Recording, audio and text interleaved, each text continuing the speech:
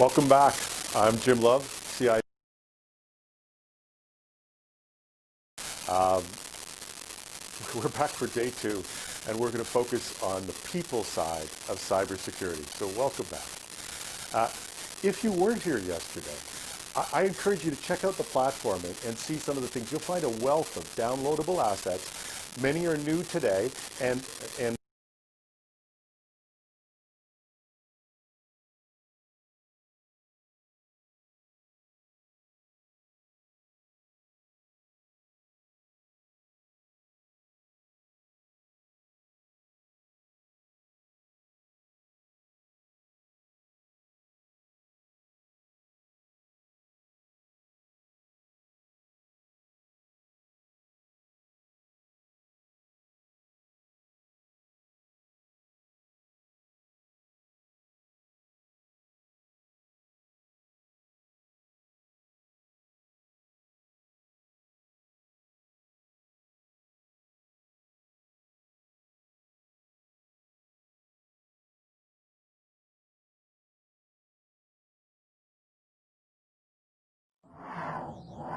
in your tweet, and it'll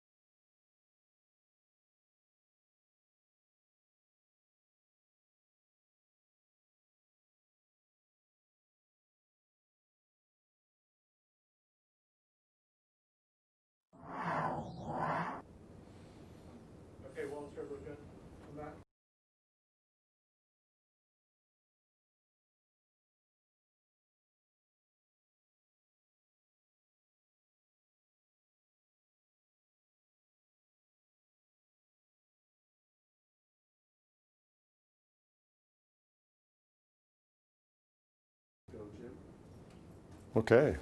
Welcome back again. I'm IT World Canada's CIO, Jim Love. Yeah, this is the great thing about live TV or in there. We're obviously back live in there. We're back for day 2, where we're going to focus on the people side of cybersecurity in there. And if you weren't here yesterday, I encourage you to check out the platform. You'll find a wealth of downloadable assets. Many of them are new today. And don't forget, you know, it's not just take, it's gives. Let's share what we find as well. We want to hear from you. So if you don't forget, or don't forget, the hashtag for today is hashtag Maplesec in there. We want to make this interactive, and we'll talk about that through the day. You were great yesterday, but if you have questions and you want to see a panel or a presenter address them, add a question mark to your tweet, or to the hashtag. So hashtag Maplesec, question mark, and or put a question mark in your tweet. It'll appear in the question box at the platform, and I'll try and ask it. If we use one of your questions, I will send you a $15 Uber Eats card. Can't buy you lunch, but I can buy you an Uber Eats card in there. Here's some of the stuff we heard from yesterday. Francesco from out there, talks about the COVID pandemic, and then he talks about now cyber crime is rising, and what protective resources are available, and how do we get people to invest in protection before they become victims. Well, I think we're going to cover a lot of that today in terms of training and things like that, but we'll cover that as we go through in there. Somebody else asked, social engineering represents how many of the attacks last year? How many involved social engineering? And we found the answer, it's social engineering, and the best consensus is about 80%. And they all, but all of security incidents start with, not all of them, but a vast majority of them start with a human interaction. But we figure social engineering, and the best we can find in there is 80%. But CIRA's report, released today, is going to have some great additional information, so check that out. They talk about 3 in 10 organizations have seen a spike in volume during the pandemic. Organizations are less likely, this blew me away, to inform a regulatory body of a breach this year compared to last year. A lot of great stuff that was released today, so in there.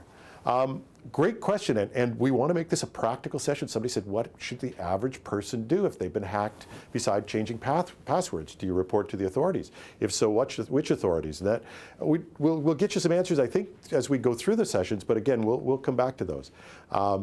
Great interaction from people yesterday. As somebody's getting into the IT security industry, and this is a tweet from someone on hashtag Maplesec, is there a preferred job board or digital place to find internship and career positions? I'm going to toss that out to the audience. Either DM me, send on something on the hashtag Maplesec, send me a note. I'm tossing this one out to the audience to crowdsource that answer, and we'll find something in there. Again, on hashtag Maplesec, what are your views about making successful hacks be made public? Should they be kept private instead? I think we're going to have some discussion about that in these three days, but we have a number of interactive sessions, and if these questions or other questions don't get answered as you go through these 3 days, then I'm holding a session at the end of this, and we have sessions at the end of each day which are very interactive. I've got the last day session, and I'm going to please bring these questions there. I will have researched the ones that we can't find, and we'll chat about them when we're there. Bring them up to those sessions, or again, in the other interactive sessions that you're going to see. Thank you so much in there. We got one more great question in there, and it stumped me, I have to say. And it was, where can I get my mustache to look like the guy in that presentation? I think you're talking about Steve Biswanger and the incredible stash. With this Barney Rubble stubble, I'm going to have to say, you got to contact Steve directly. Thank you so much. These came from the tweets and the live chats. The connection is such an important part of this conference. It's why we go live and why we put up with all the technical nonsense to do that. We want to connect directly with you. We want to create as many virtual avenues as we can in there. The tweets, use the hashtag Maplesec with a question mark if it's a question. And check out the live chat feature. I was on last night. There weren't many of you out there. I think there were some, but we were getting a few things going back and forth. But you can connect during the session and even after it. And people are using it to connect and set up offline discussions. It's pretty cool. Again, it's an important part of this type of conference. We're virtual, but that doesn't mean we can't connect in there. So to use the live chat, and just to recap that, there's a QR code. Use your phone, click, you can get onto it. Or if you're not into QR code things, you can just go into the platform and there's a link. You can join as a guest, And once you're there, you can converse with the group, or you can actually, I found out, I think I bumped somebody off doing this, but sorry, but we're playing around. So you can actually engage in a private conversation with someone. Check it out. Leave your comments and your good wishes there. Now, getting started with today. Hopefully that was a good little recap on the connections part of this. But I want to bring in Mark Gaudette. He's the cybersecurity team leader from our founding sponsor, CIRA. CIRA, Mark, you're out there. If you're not out there, I'm awfully alone. How are you doing today? I'm good, Jim. Thanks a lot. It's a pleasure to be kicking off day 2 of Maplesec here from Ottawa. As you said, my name is Mark Gaudette, and at CIRA, I'm responsible for our portfolio of cybersecurity products and services, which is a DNS firewall that protects more than 2 million employees and students across Canada. CAT, which is a cybersecurity awareness training platform, and Canadian Shield. This is a free version of our DNS firewall that's available for people to use Canadians to use at home to protect themselves from phishing and malware, and is available free, and as well as on iPhone and Android apps. So first, Jim, I just want to congratulate you on bringing together such a great event with an impressive lineup of industry experts and topics. It seems like it was just yesterday you called me with your vision of Maplesec, and we're really excited. I'm really excited to see your vision realized, and glad that CIRA could be able to join as a founding partner. I think day 1 was really great, and lots of great panels and presentations. And I think we have a 1-minute clip of highlights from yesterday to go through. Yeah, let's let that roll. That's great.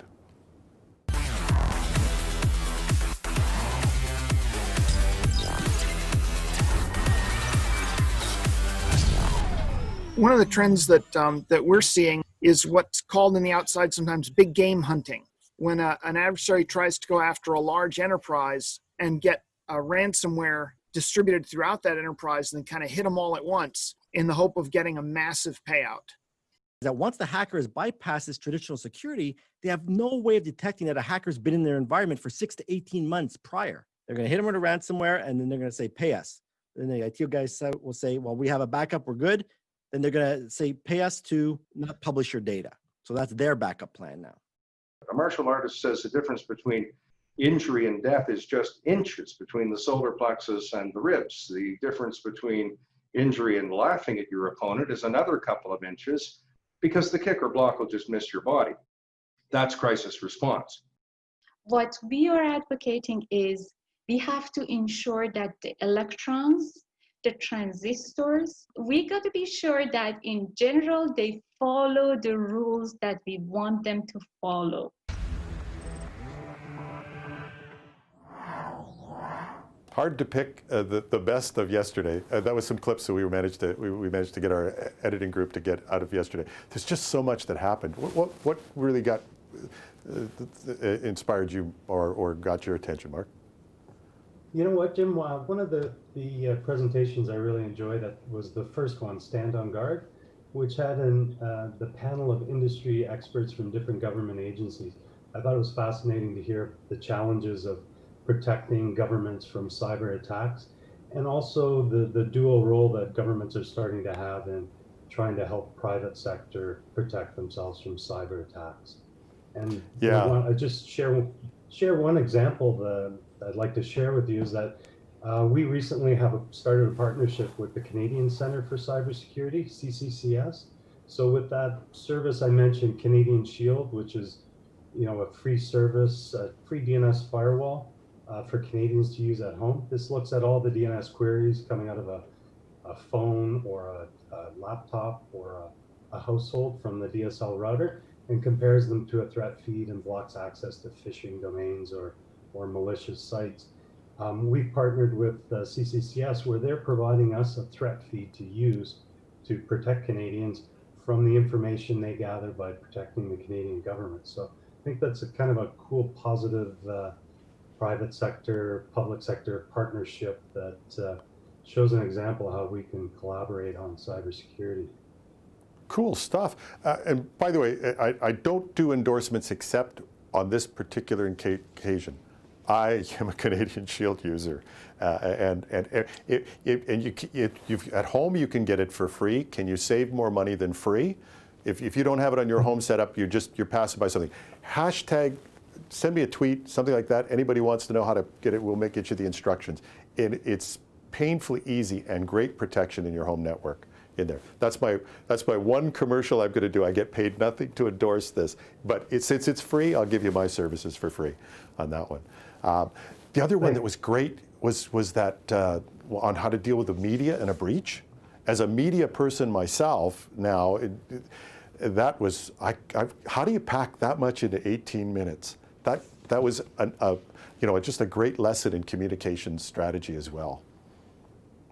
Yeah, that was fascinating. He did a great job in really enlightening us on how to deal with the media. My palms were sweating thinking about being in a situation where I'd have to actually do that.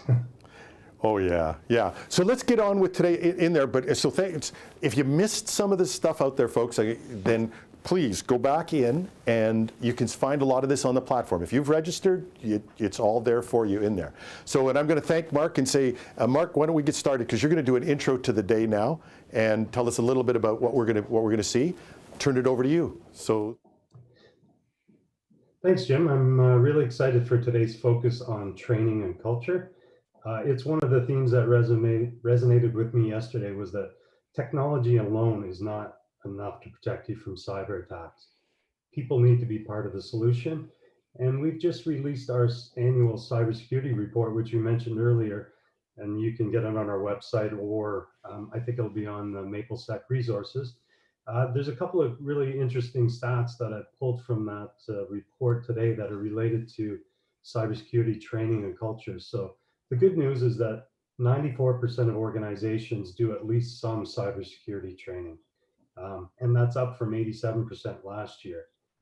Unfortunately, only 48% make it mandatory. So that's kind of surprising that, less than half of employees are required to take cyber training. And then even worse is that 40% reported that they only do training once a year or less. So I'm finding it hard to imagine how a once a year lunch and learn is really going to move the needle on building cybersecurity culture. So culture and cybersecurity is a tough thing. And in today's sessions, we're going to see that it's not just as simple as turning on training, that you really have to build a culture of cybersecurity, engage staff, make it second nature for them in their day-to-day activities to look for threats, to recognize threats, and most importantly, to report them. So the first half of today's conference is going to do a deep dive into cyber awareness training, and there'll be sessions on implementing cybersecurity training in an organization, building that culture, how to build that culture around cybersecurity training, best practices and lessons learned. And then the second half of the day, we're going to shift the focus to a broader range of topics that are going to be really interesting, I think. Using artificial intelligence in cybersecurity, cyber resiliency in the financial sector, protecting municipalities, how they do that from ransomware, talking to your board of directors about cybersecurity, and then leveraging partnerships in cybersecurity to help with protecting yourself.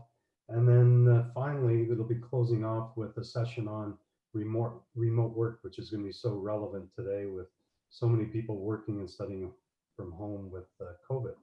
So I think it's going to be an exciting day, Jim, and over to you. Thanks. In there. I'm going to get us moving. People don't want to hear me talking through this whole thing, but I do want to take a sec to thank our sponsors. The CIO Association of Canada, the CIO Strategy Council, the Mackenzie Institute, Cybersecure Canada, the Canadian Internet Registration Authority, Fortinet, Field Effect, CyberArk, Tehama, and Proofpoint. And I don't mean to rush through this, guys. I will come back to this and give my enthusiastic support.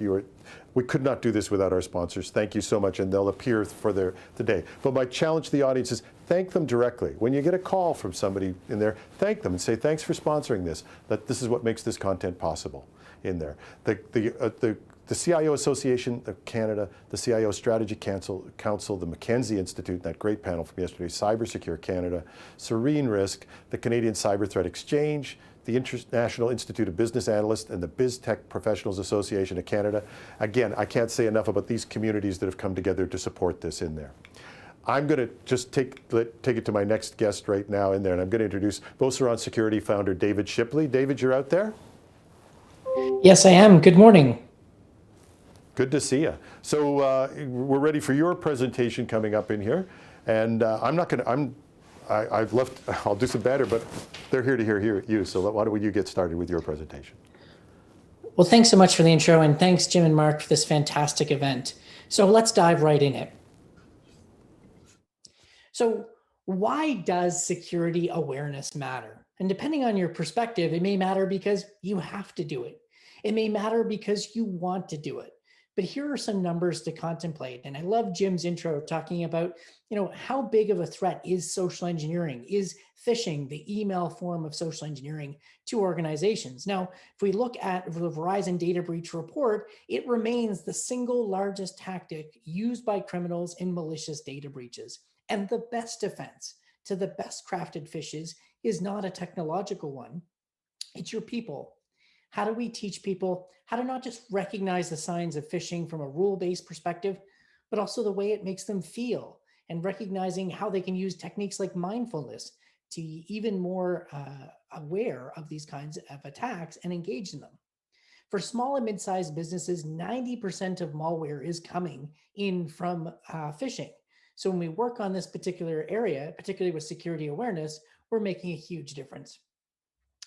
96% of IT workers surveyed by CIRA last year said training makes at least somewhat of an effective deterrent and helps reduce incidents.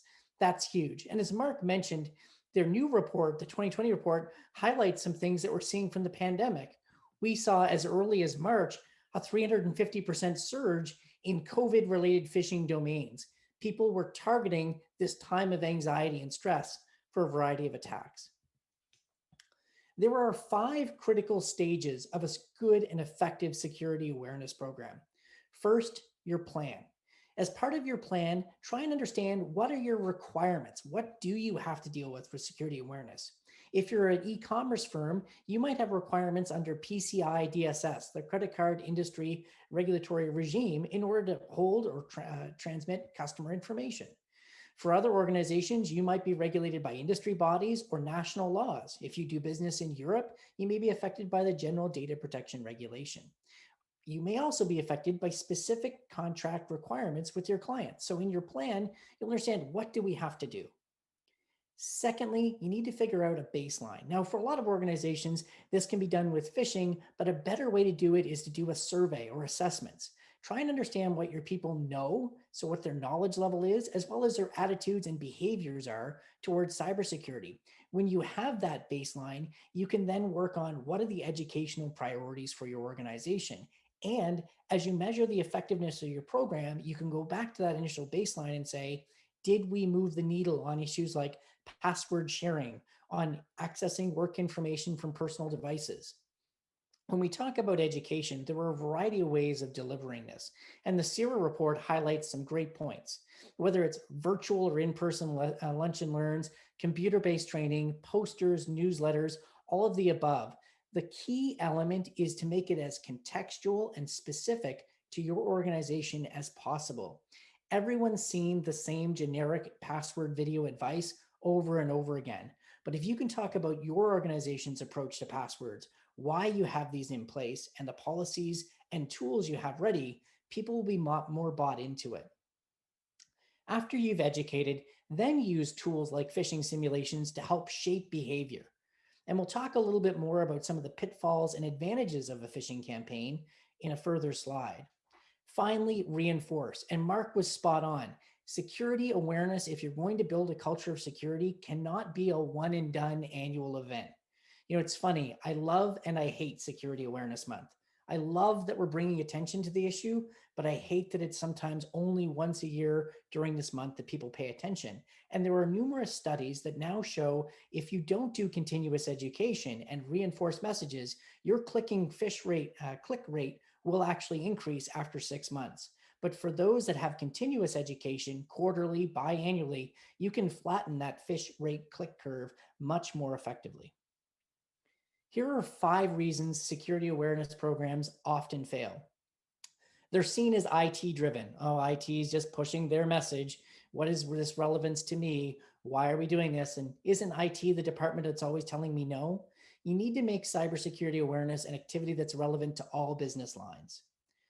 Secondly, many awareness campaigns are overly focused on phishing click rates. We've got some great data that show phishing click rates can be highly subjective. The type and quality and frequency of a phish can often influence how effective those are. Don't just focus on click rates, create aggregate metrics, and more importantly, look at metrics like report rates. How many people knew it was a phish and did the right thing? Punishing people for falling victim to phishing simulations. In some organizations, particularly in the US, we've seen extremes where people are being fired from their jobs. Listen, the right phish to the right person at the wrong time will succeed. It's not about passing or failing the phishing simulation. It's about learning from opportunity. And how do we reinforce that it's more important to ask for help than to try and be perfect at phishing? Content is not contextual. They just use out of the box canned material. There, we've done it. And listen, if it's the first time you've done awareness, that can often be enough. But if it's your second, third, or more year, you need to talk about your industry, your organization, your threats. Finally, in many cases, folks define success for security awareness campaigns by the fact they did something. They had a lunch and learn. They put posters up. Execution is important, but it's not a definition of success. Here are some tips on building an effective program. Number 1, leadership support. It's critical to get buy-in and participation from your senior leadership. Even a 1 to 2 minute video, if you're doing it virtually, of the CEO or senior leader saying, this matters to me, can be hugely impactful. One of our clients that we worked with actually had a leader stand up in a town hall and said, hey, I fell victim to a phishing simulation. I didn't realize it was that possible, and I've learned a lot from the experience. Partnering with allies in key departments. Look for friends in privacy, legal, finance, and risk management. My first security awareness program at the University of New Brunswick would not have gotten off the ground without financial support from our risk management office and their annual discretionary funding. It was a huge win-win for both of us. Leverage the right metrics. Don't just look at click rates. Think about how you can measure risk and how you can show how you've reduced that risk. And you can also show return on investment. There's some great models we can use. Hint, we've got some things on our website and some other advice we can show you on how to do some of those calculations. Pick the right platform. There are lots of tools out there, but find a platform that can automate the sort of menial activities like collecting information, surveying, reviewing results. Automate those activities, generate meaningful analytics, and allows you to customize your campaigns. Adapt your content to your culture. Reinforcing, once again, don't just settle for canned content, and don't just throw your logo at the start or end of training. Really make it relevant. If you don't use password managers in your organization, don't talk about password managers. But if you do, make sure you talk about how, when, and where you can use them. And finally, teach the why and the how. Our people are our greatest asset in organizations. Don't just tell them short passwords are bad. Explain to them why they're bad. So with that, I'll stop my slides and take a couple of questions.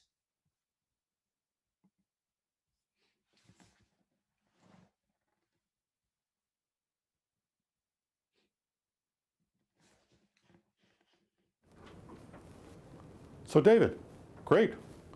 We're waiting for some questions to come in the question box in there.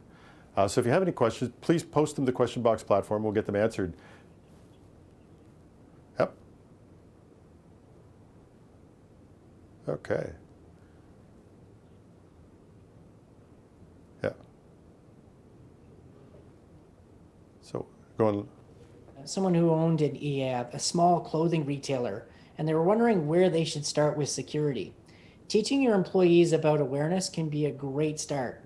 Key topics you want to talk to them about: business email compromise. We call it whaling colloquially in the industry, but these are those emails that look like an invoice, a receipt, a bill payable. Sometimes they impersonate an executive, the big fish as it were, to try and get money transferred. And these are a really nasty thing to hit a small business because they can negatively impact cash flow, which can be very sensitive for organizations. So teaching about social engineering and phishing is really important. And also making sure you clearly understand how you're processing credit card information. If it's through your website or in your store, what some of your obligations may be to protect the terminals if in store, or customer information, or your partners who are helping fulfill orders online, for example, folks like Stripe and others, how they are actually helping store and process customer information securely. Great stuff.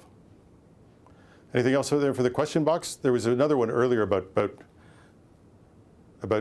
how to really get this involved, especially for SMBs, where get people to care a lot about security training, and getting them engaged. One of the big challenges that we often hear, one of the questions asked, how do you get people to care about security? If it's just seen as the IT department's purview, it can often be felt like, why does this matter to me? My job is sales. Why does this matter to me? I am in accounting. Helping making information contextual, but also showing people the difference they can make in your organization. One way that we've done it is showing a personal risk score where you can see how beneficial activities you're doing, like taking your training or reporting phishes, can help make you more secure. Kind of the same idea as the Apple Watch or the Fitbit in terms of closing your rings. It's just that little bit of the right information at the right time. But being as honest and transparent as you can be in an organization about the real attacks and threats you faced and the lessons learned, adopting kind of a black box culture that is a blameless approach. It's not about that you fell victim. It's how do we learn from the mistakes that were made so we can be better, can help people care more about security. Yeah. Fabulous, David. The questions are great. Please keep them coming in there. Thanks so much for that presentation and for taking the questions live in there. But if people have more questions, put them in the question box. Remember, if you have questions, post them on the platform and we'll get them answered. You can put them just by putting a question mark in your tweet that you use with hashtag Maplesec. And I'm sure that David and I'll be in touch with them during the day and we can get some more answers for questions if they come into there. Thank you so much. Next up, we have a panel around something many of us in leadership positions are thinking about, going beyond tech to develop a top-tier training program. In this panel, we stay in the people space, and in this context, we get to think about what truly makes up effective defense these days, training. Now, I'm a little prejudiced. I had the pleasure of sitting in on this panel when we recorded it a week ago, and contrary to what my colleagues might say, during COVID, I actually did change my clothes. I said I changed my mind, not never changed my clothes in there. So in something that can only happen in the virtual world, I'm going to turn things over to our panel moderator, CIRA's Spencer Callahan. And Spencer is the founding sponsor's communication and content manager. Spencer? Hi, I'm Spencer Callahan, communications manager at CIRA, and we're here today to talk about cybersecurity training. IT managers know that the biggest cybersecurity problem is often the human behind the keyboard. So, what is the state of cybersecurity training today for both the end user and the professional? We know that the vast majority of breaches require a person to do something that they shouldn't do. So why aren't we more successful at training? Given the risks and rewards, does it really get the attention it deserves? In this panel, you're going to get some great advice about best practices for developing a robust cybersecurity awareness training program. So now I'd like to introduce our panelists. Everyone, thanks for being here.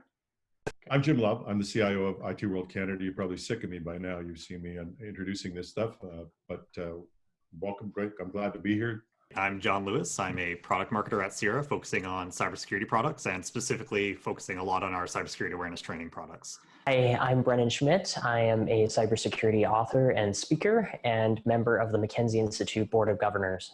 So thanks everyone for being here today. So let's start off with just something really broad. What is the problem with training? I think everyone knows how important it is, but why aren't we better at it? I think the long and the short of it is that training is just pretty boring.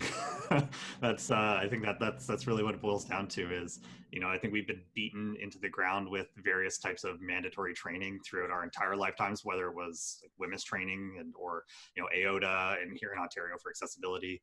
There's just all these like required kind of compliance centric training programs that you just have to do as part of your job, and they're not always the best. They're not always the most engaging, and they just kind of beat you over the head, and you get fatigue about that over time. So I personally believe awareness of the cybersecurity problems is probably at the highest it's ever been, but people are still doing the bad thing. And I think that really just boils down to training not being super engaging.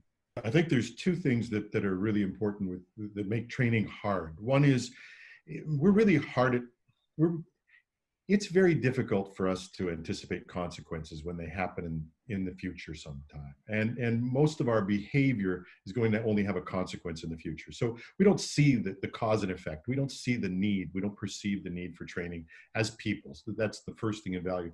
The second thing is, unlike all other training, this is a mindset training, a cultural training. It's not purely just a tactical thing that you can come in the morning, you get your training book, you go through all the steps and you do that. It's how you think, it's how you act. And so those two things make it very difficult. I think I'll add to that by saying that really when we think about common things like, let's say, a fire alarm, we know that when the alarm goes off that there's a certain procedure that we need to follow. And when you think of training and how that becomes a routine thing where we all of a sudden know it's secondhand what to do, we really have an opportunity, I think, to do something similar when it comes to cybersecurity, whether or not that be reporting a breach or a perceived breach that may have occurred.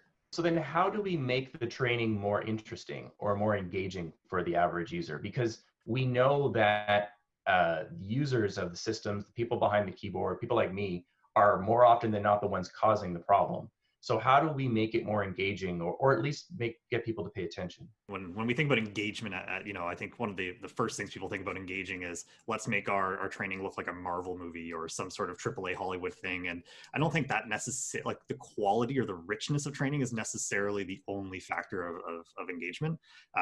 To me, frequency is a big one. So how do you go from yearly training, if that, maybe you just do training when you're onboarded and then that's it. How do you go from year cycles to say monthly or quarterly cycles? The other big thing for me is relevance. And this is extremely important for Canadian organizations is how relevant is your training? Are you hearing about American examples, American vendors, or case studies from American companies with their breaches, their laws and their regulations? Are you seeing their phishing simulations? The less Canadian your training is, the less engaging it's going to be, full stop. I think you can make it engaging as well, not necessarily entertaining, but make it part of the fabric. Make it, don't try to dump it all at once. Make it 5 minutes of your weekly meetings. Make resources available for people to do that. And the next thing is to make it gamified. I think that's really important. This lag between cause and effect is important. You have to have a stimulus and a response. So give people some positive response. Especially when it comes to phishing simulations, I think that's one of the areas where sometimes it's a little bit scary or a little bit, there's a little bit of shame and fear in that area. But I know internally at Sierra with our phishing simulations, we've had some real fun and some real doozies with the custom ones that we've built for our own organization. So kind of doing quarterly-ish spear phishing training. I think the best example that we've had was we had one where the phishing template was actually from our parking garage, from our building management. And it was kind of like a click here, fill out all your employee information, and you'll get on the wait list for a parking space. And it was so good and so effective that it actually is still kind of like it's almost like a legend style story now inside of our organization where people aren't mad about it. They actually kind of talk about it out of humor. And to me, that's when you go from like a scary risk culture to like a good, healthy cybersecurity culture, is when people, have some fun with cybersecurity and IT in general. It's not just, Zoom fatigue or seeing boring presentations, once a year. It's having it be that fabric of your organization, have it ongoing throughout the year. It's a constant conversation, and it's not just people hiding behind their desks when IT walks by. It's something a little bit more fun and engaging that way. I'll add one more thing. Don't make people feel stupid. I mean, we all say that, there are no stupid questions, and then we sit back and go, that was a stupid question. But don't make people feel stupid. Make them feel open so they can say anything. Share some stupid things that you've done. One of the things I do in training, I tell people the time I got phished, and a friend of mine who's a CIO, another CIO laughed at me. Just to let them know that it all happens to everybody. We can all talk about this frankly. And we can, we don't have to be geniuses at this. We're in this together. I find that really interesting, the idea of the mindset of the the users of the program and things like that. And John brought up a really great example of the phishing simulation that people still talk about as legendary.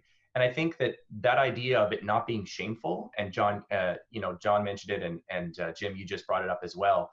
I feel like that is a major mindset change that needs to happen, is bringing cybersecurity training away from being something that people get punished for, and instead it being something that is, it's kind of like the if you see something, say something idea.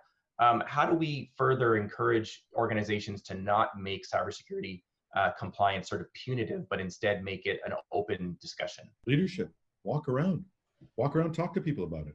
In there, I mean, and even in this work from home thing, I saw a great phishing email last week, and I had a phishing contest with everybody. Said, hey, I looked at this thing. Can anybody guess why it's a phishing email? And I had a little contest. We started a conversation. Walk around to people's desks and talk to them about things. Honestly, when I think about the pitfalls of training, and it's training is not just a product that you can just turn on and now it's magically starting to protect you. Unlike so many other kind of IT or cybersecurity products, it really is a year-round culture building thing. Training is just the tool to deliver that. But at the end of the day, you're not trying to build a training platform or deliver training. You're trying to build culture. You're trying to build this broader program that's more than just turning on a training platform and pushing the button that emails out the little PowerPoint presentation. It's so much more than that, and it's year-round. So this is not just in a vacuum. People who can think critically, who understand how to work in the digital environment, and security is a big part of that, are going to be the workforce we need. This is something that is bigger than just simply cybersecurity. This is something that's important for our companies and working remotely safely and working productively safely is going to be the skill of the 21st century. I want to bring it around to something that we've been kind of hinting at a little bit, which is the elephant in the room. So what has COVID-19 sort of surfaced for you as sort of the key issues that maybe we weren't focusing on before that now we see more clearly because of the pandemic? Yeah, like the kind of whole using of personal devices thing is that's I think the big scary part, right? And especially when it's one thing when you can plan for something like bring your own devices or whatnot, but I don't think anyone was planning for any of this, obviously. So, you throw all these people home. You might not have any work sanctioned devices. You're not issuing laptops or anything like that. You're just hoping for the best. And that was really, I think, the big scary part about all of this, honestly. Well, and I think too, earlier we were talking about how people are a little bit more interested in kind what to do, because really everyone's in the same boat. We're trying to navigate where things are at.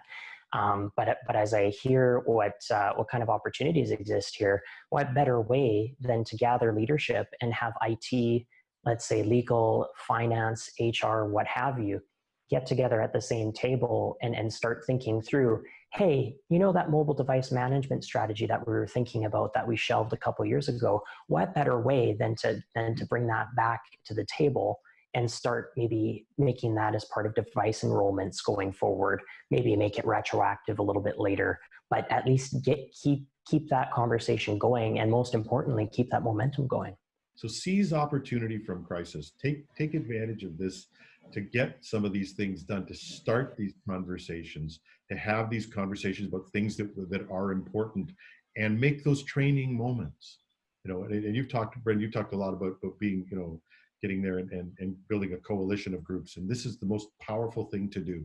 And it's something that IT leaders need as a skill. We discovered this when we did our CIO census a while ago, that the IT leaders who were viewed as collaborative got better budgets, got better results, got everything going for them. So take this as an opportunity to build collaboration with your peers and with the others in the organization, build that coalition to change the culture and to make training part of everything. I fully agree. Always seize an opportunity when you have one. This is a great time for digital transformation. And it's really just about accelerating projects that people were kind of humming and hawing about, but now they get the budget for them now because they need it now, and they're going to stay for good anyways. So definitely seize that opportunity. It's also a great time to develop that new policy, that one that's been stalled for so long that you haven't gotten done, and really bring that out and start to talk about the policies of how we work and integrating that with how we work. There's a great opportunity here. And I think the one thing that is almost overlooked a little bit in a lot of organizations is that this is, when it comes to transformation, like it's not just a digital transformation happening right now. When people think, how do we work? It's, oh, we're using this new tool or this new whatever. But at the end of the day, all of the processes and rituals we have are changing. So when I think back about what makes training successful and breaking down these silos, a big part of it is just working in public, communicating with others. So attending those town halls or those demo days or whatever you have in your organization to get in front of people and just talk about the thing that you care about. At Sierra, we have monthly or quarterly demo days where we actually show off projects that we're all working on, which is very much like a development or a software engineering kind of culture where it's, yeah, let's show off that cool little widget we're building. But we open up for all of our employees. The other thing that happens is people are, well, they're all, we tossed all these tools at them. And many of them, like Teams, Zoom, this all got rolled out. Just even bringing tips and tricks and saying, hey, let's show you some tips and tricks. Let's not, they don't have to all come from IT. They can be things that people have developed. Show off some things that other people have developed and things that ways they've found to work, and integrate security into those. Sneak it in. Little guerrilla tactic there, you know? The other thing too on top of that is that if we look at industries, whether or not it's medicine or if it's aviation, there's safety baked in there for a reason. You have armed doors and cross-check when you're doing takeoff preparation. There's a reason for that. It's so that people are coming in behind to make sure that things have been completed. In terms of surgical procedures, how do we go about making it so that everything is accounted for before the final suture is completed?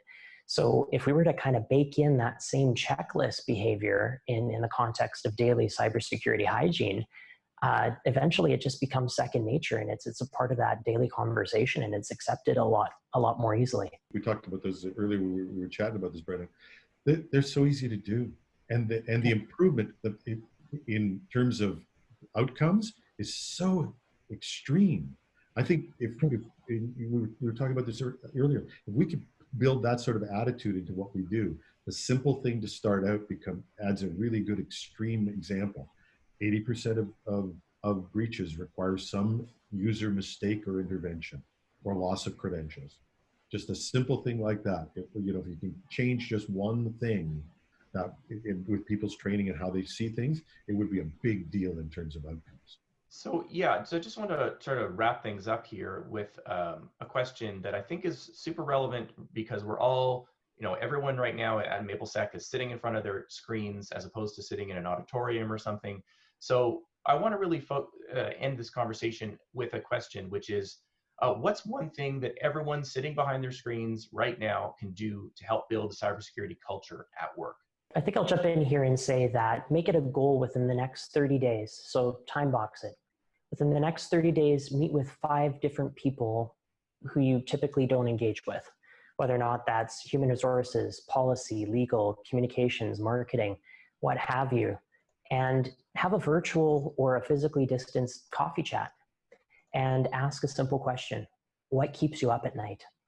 Then take the answer to that question back to your team and see how you can go about developing a robust training plan that addresses that. To me, I think one of the easiest things you can do is just work in public wherever possible, or just talk in public. So if you're using something like Slack, just talk about cybersecurity and your job and the things that you're doing on like a weekly basis. It sounds little, but that is what culture is built up of, right? Is the things that people are just talking about. There's a reason why certain parts of your organization maybe get more attention than others, and it's usually because you've got leaders in place or champions in place, whether they're at the C-level or not, that just care about these things and talk about them. So you can be one of those people that just every week just share a little tidbit or share a little tip or whatever. Just get in public a little bit more and share what you're working on and what you're working towards. And that's the beginning of shaping a cybersecurity culture. Yeah. And I'm going to steal Brennan's idea, and that is get everybody together from your leadership team and start a conversation. Say, guys, I can't do this without you. We just can't do it alone from IT. So will you help me out? For our own good. Have that conversation. If you're a CIO like me or you're in technology, have that conversation with your peers. Can't do it without you. We all benefit if it works. So thanks everyone for being here today. Really interesting discussion. I think everything that's going on right now is just a perfect opportunity to be implementing some of these solutions in our organizations. And I just wanted to add that if anyone has any questions that they want to ask us or any follow-up, feel free to hit us up on Twitter. Use the hashtag Maplesec. Ask us a question. Ask for some feedback. Just share your stories with us, and we'd be happy to respond and to maybe start a conversation online. So thanks very much, everyone, for being here today.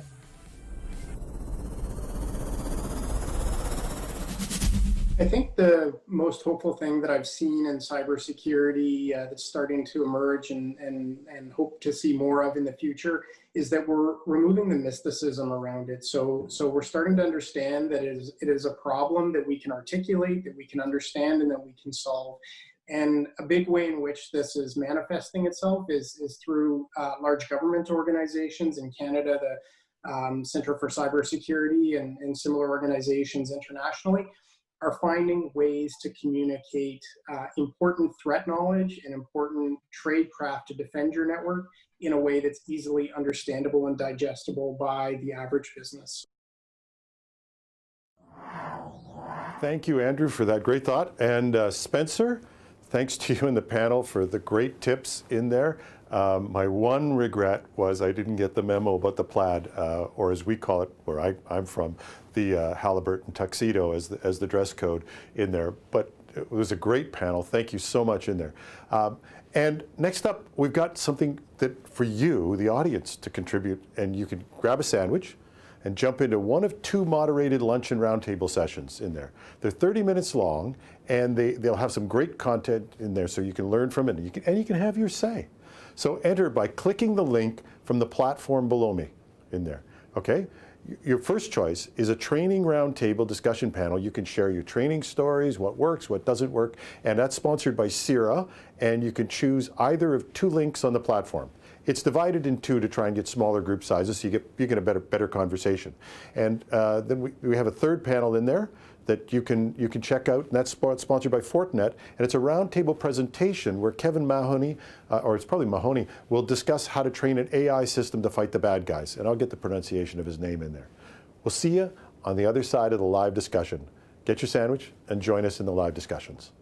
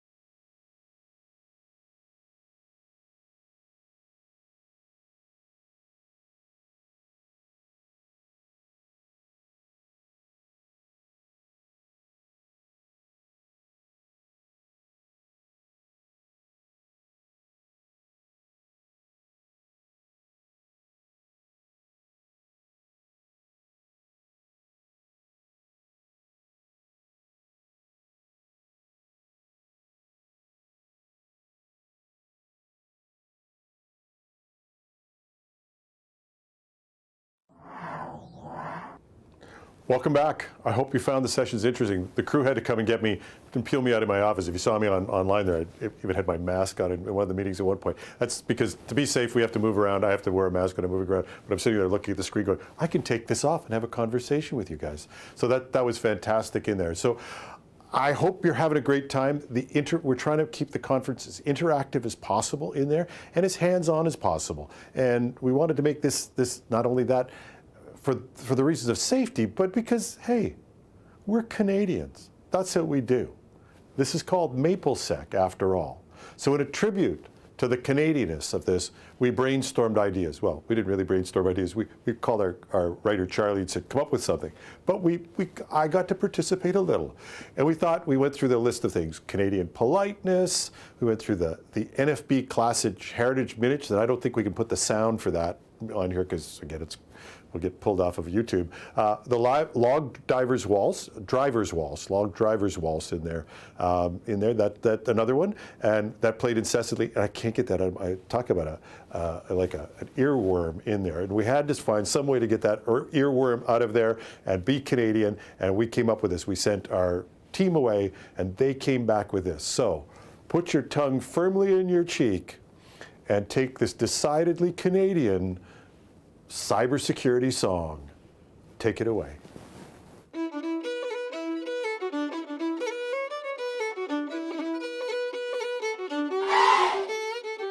I may be a little behind the times, not real good with a computer, but I learned me a thing or two, and I'm here to be your tutor. Bad people, they be everywhere, we call them cyber threats. And where do you go to find them all? They're on the internets. Malware ain't the clothes you wear for shopping at the mall. And whatever you do, don't click the part of where it says install. There's phishing with a PH now, I'll give it to you straight. Certainly not the worms we used, it's all about clickbait. Hijack ain't the thing you say when Jack comes by to see ya. It's pretty much like hell on earth, I wouldn't wanna be ya. Beware of any cookies, not made for you by mom. I'd best describe the sight you'll see you swallowing a bomb. Firmware's not those pills you take to help you with your lovin'. And the cloud, that puffy thing up there, it's where they put your stuff in. So grab yourself protection now, no more computer shimmies. If a Nigerian prince has money for you, meet him for coffee at Timmy's.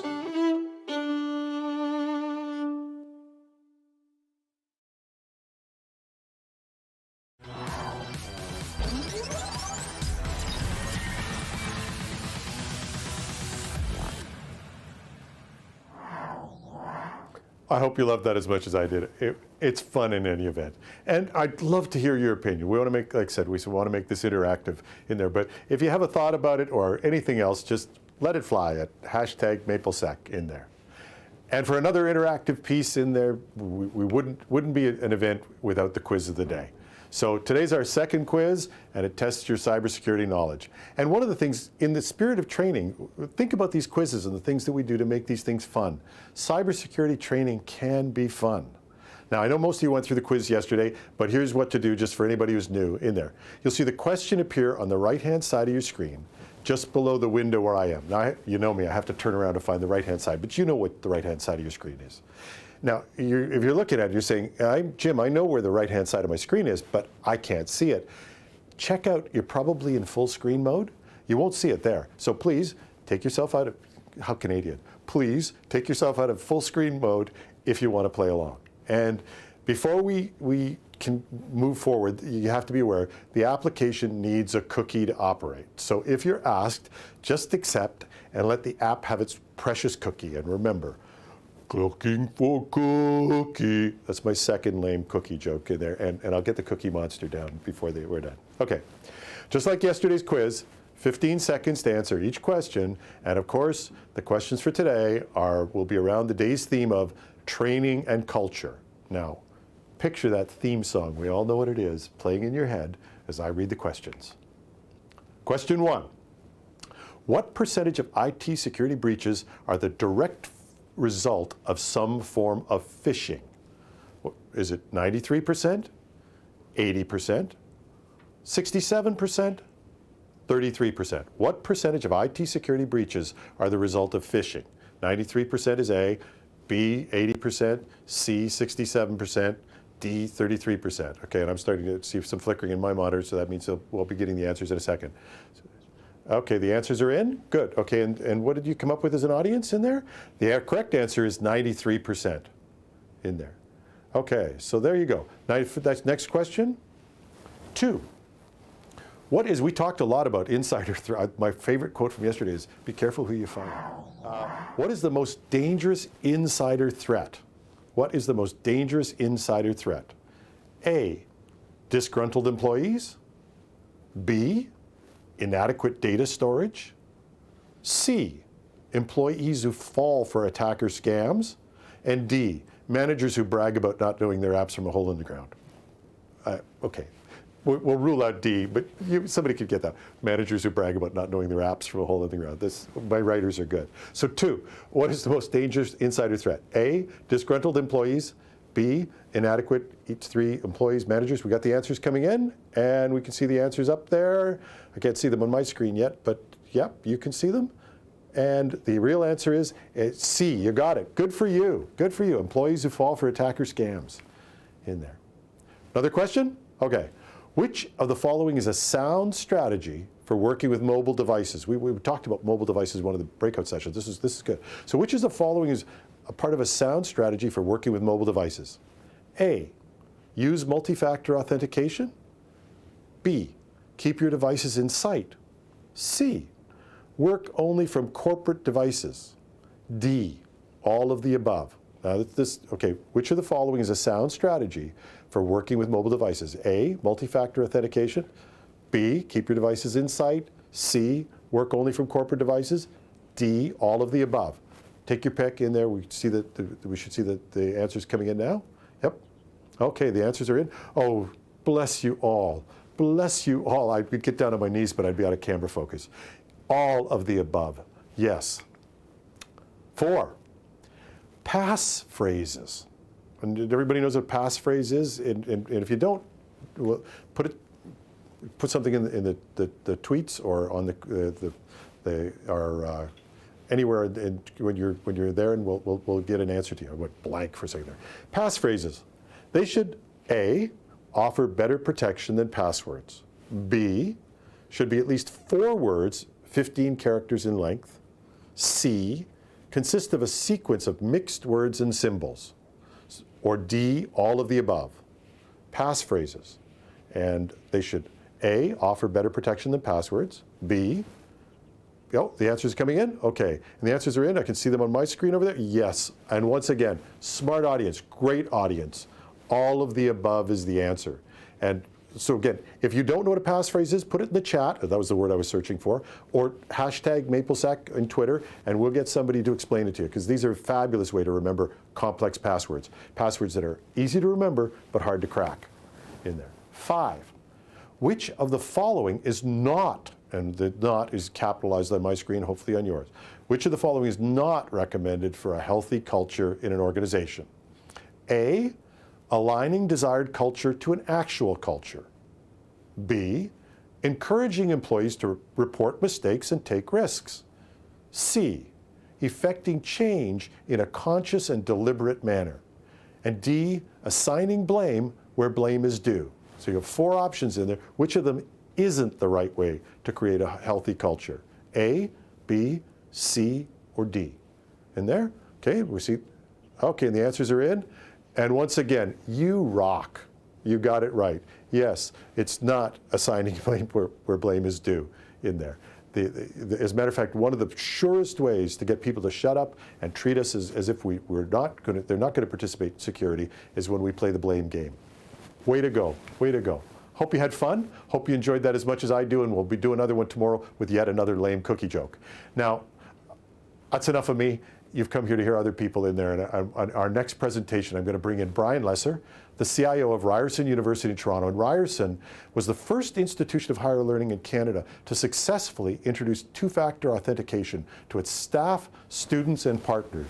Ryerson, we salute you in there. As Brian will share, it was quite an effort with some initial pushback, but his team persevered, and perhaps some of the tactics they use might be of help to you. Take it away, Brian. Well, thanks so much, Jim. Okay, I'm going to talk about this as a little bit of a case study using two-factor to change the culture at a university, and I hope it's particularly useful for larger institutions with a mix of people in different roles. So the first thing when you think about two-factor or multi-factor authentication is why don't you just make it mandatory for everybody and move on, and that's that, with maybe a little bit of change management thrown in. And so when we started looking at planning, introducing mandatory two-factor or getting up to very high numbers of people using it, I went out on Twitter and saw some of the things people were saying at other universities. And they weren't always very complimentary. And this was the kind of pushback that we wanted to avoid. So this is a student who's actually got it wrong. You don't have to use two-factor every single time you log in, but he's convinced, Xander's convinced that you'll have to.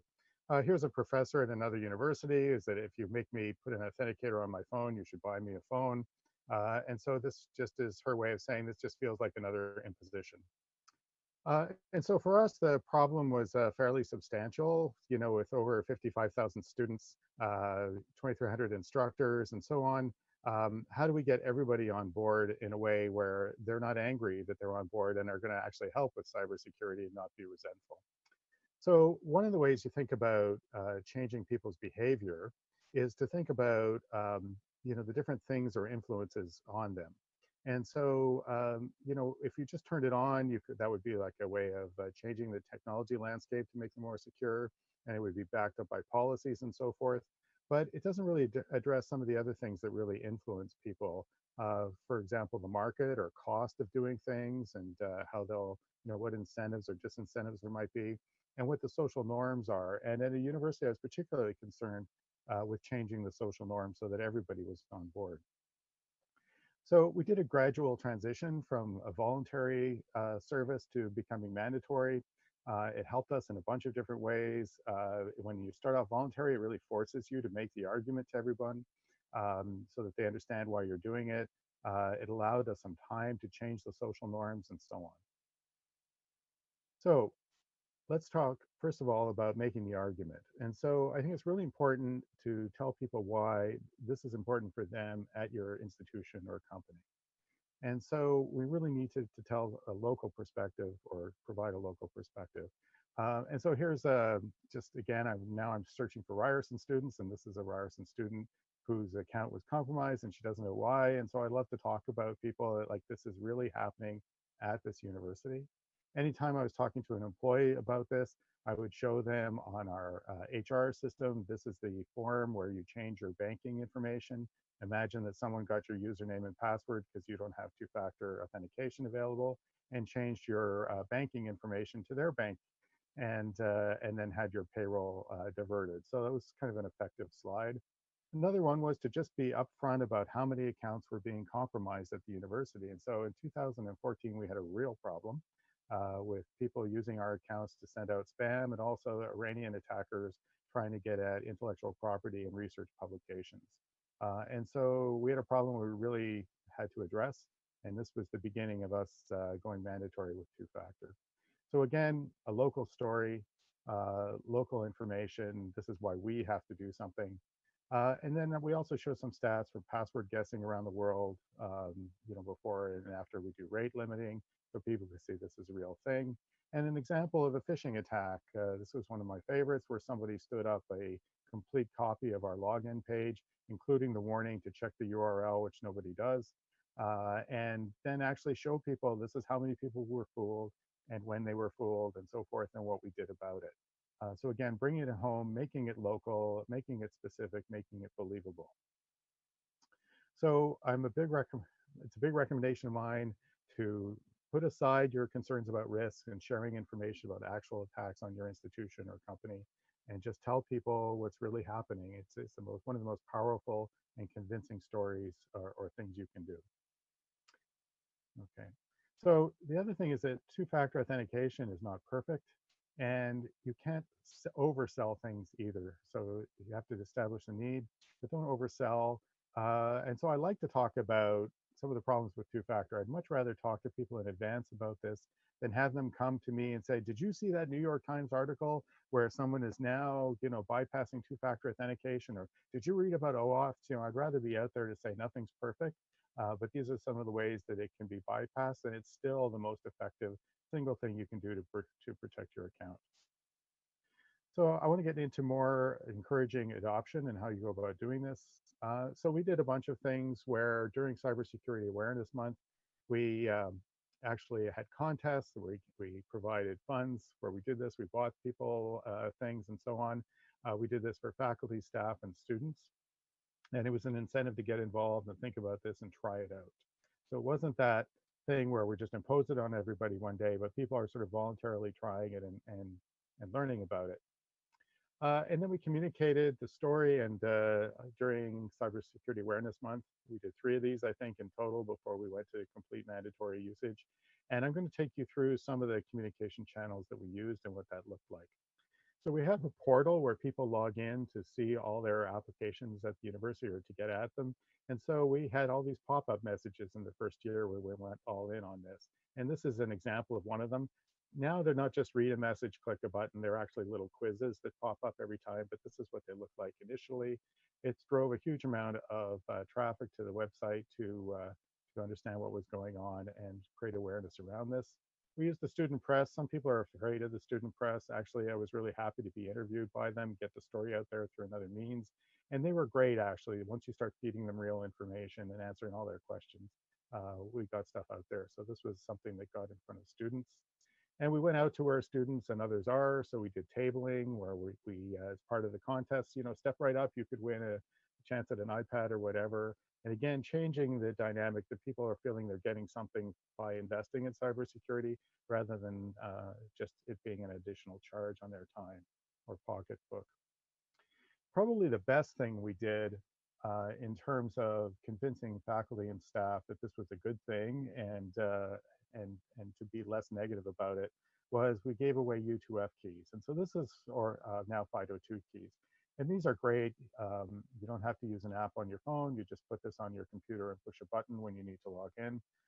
And so it's very convenient. But by giving these away, we started off just giving a few away as part of the contest, but now we just give them to anyone who wants them. It takes away the argument of, oh, making me use my phone. Why don't you buy a phone, etc. And it makes them realize that the university is actually investing in this and giving them something to help them be more secure. Just completely changes the dialogue I had with faculty and staff. So here's a chart or a graph of adoption at the university of two-factor authentication. And you can see, if you can see this, I'm not sure, in October 2017, there was a big jump in employees using two-factor authentication. So there was a slow increase month after month until October 2017. And then the campaign started to really ramp up and we started to get students on board. And so there are the awareness months and the impact that they had. And then we made it mandatory. So we started off, excuse me, doing this first with directors and managers in their departments. So people who had the most sensitive information, we encouraged them to make it mandatory for their department and let them decide to do that or not. And so that was one place to start. And we also consulted with all the union groups, various organizations at the university to make them understand this is what's coming and this was why. And the fact that they were informed, and in many cases we gave them U2F keys to give out to their membership, meant that, again, this was not something they really wanted to oppose. They understood it was to protect people at the university. So here's just before the announcement, you could see that things would be mandatory. You can see that we'd gone as far as we could in terms of voluntary adoption. We had most people who were full-time faculty and staff on board by this time, but there were a lot of part-time staff who weren't and students who weren't. So we made the announcement, and you can see that it quickly ramped up over time, that a number of applications now required two-factor authentication. And we got a quick update, and this is for employees only. And then we started issuing weekly adoption reports to all managers. So again, trying to make it a social norm, letting them know who was on two-factor, who wasn't, and could they please talk to people who hadn't signed up for it before the deadline. And then finally, we made everything require two-factor authentication once we had most people on board. But we really didn't have people who couldn't communicate by email. They had already set it up, and through this gradual transition process, we're ready to go when it really mattered. Another thing we did in terms of this gradual transition was because we got most of our faculty, full-time faculty on board, part-time and sessional instructors who come on contract later on in the year were able to pick up how to do this from their colleagues in the various university departments. So again, we made it a social norm. You can ask anybody if you've just been hired how to do this, and they'll help you out. So just winding up, are we there yet? So this is that same graph extended out a little bit. You can see the number of compromised accounts before we made two-factor authentication. Mandatory had come way down. The green bars are accounts we locked when we found people had similar passwords on other sites and locked them, so they don't really count as a compromise. And so the numbers dived as people voluntarily adopted it. And since then, we haven't found a single account that's been compromised that was protected by two-factor authentication. The compromised accounts are only students who haven't moved over yet. And we've also taken a lot of care that there's some bypasses with two-factor that we've locked down, like using OAuth 2. So we then, after we had all our employees on board, including all our teaching assistants and grad assistants who are also students, we moved in 2019 to having all new students be required to use two-factor authentication. So existing students didn't have to do it right away. We felt we could manage about 10,000 people coming on board every year, and probably not a lot more without any headaches or support problems. So in 2 years, we'll have all students on board. And here's where we are today. 64,000 or so active accounts. This includes alumni, former students, and so on. A little over 39,000 student accounts that have two-factor being used for everything. And all of our employees have been on two-factor for some time. And so that is my quick run through of trying to change the culture around two-factor authentication and develop a more positive cybersecurity culture at the university.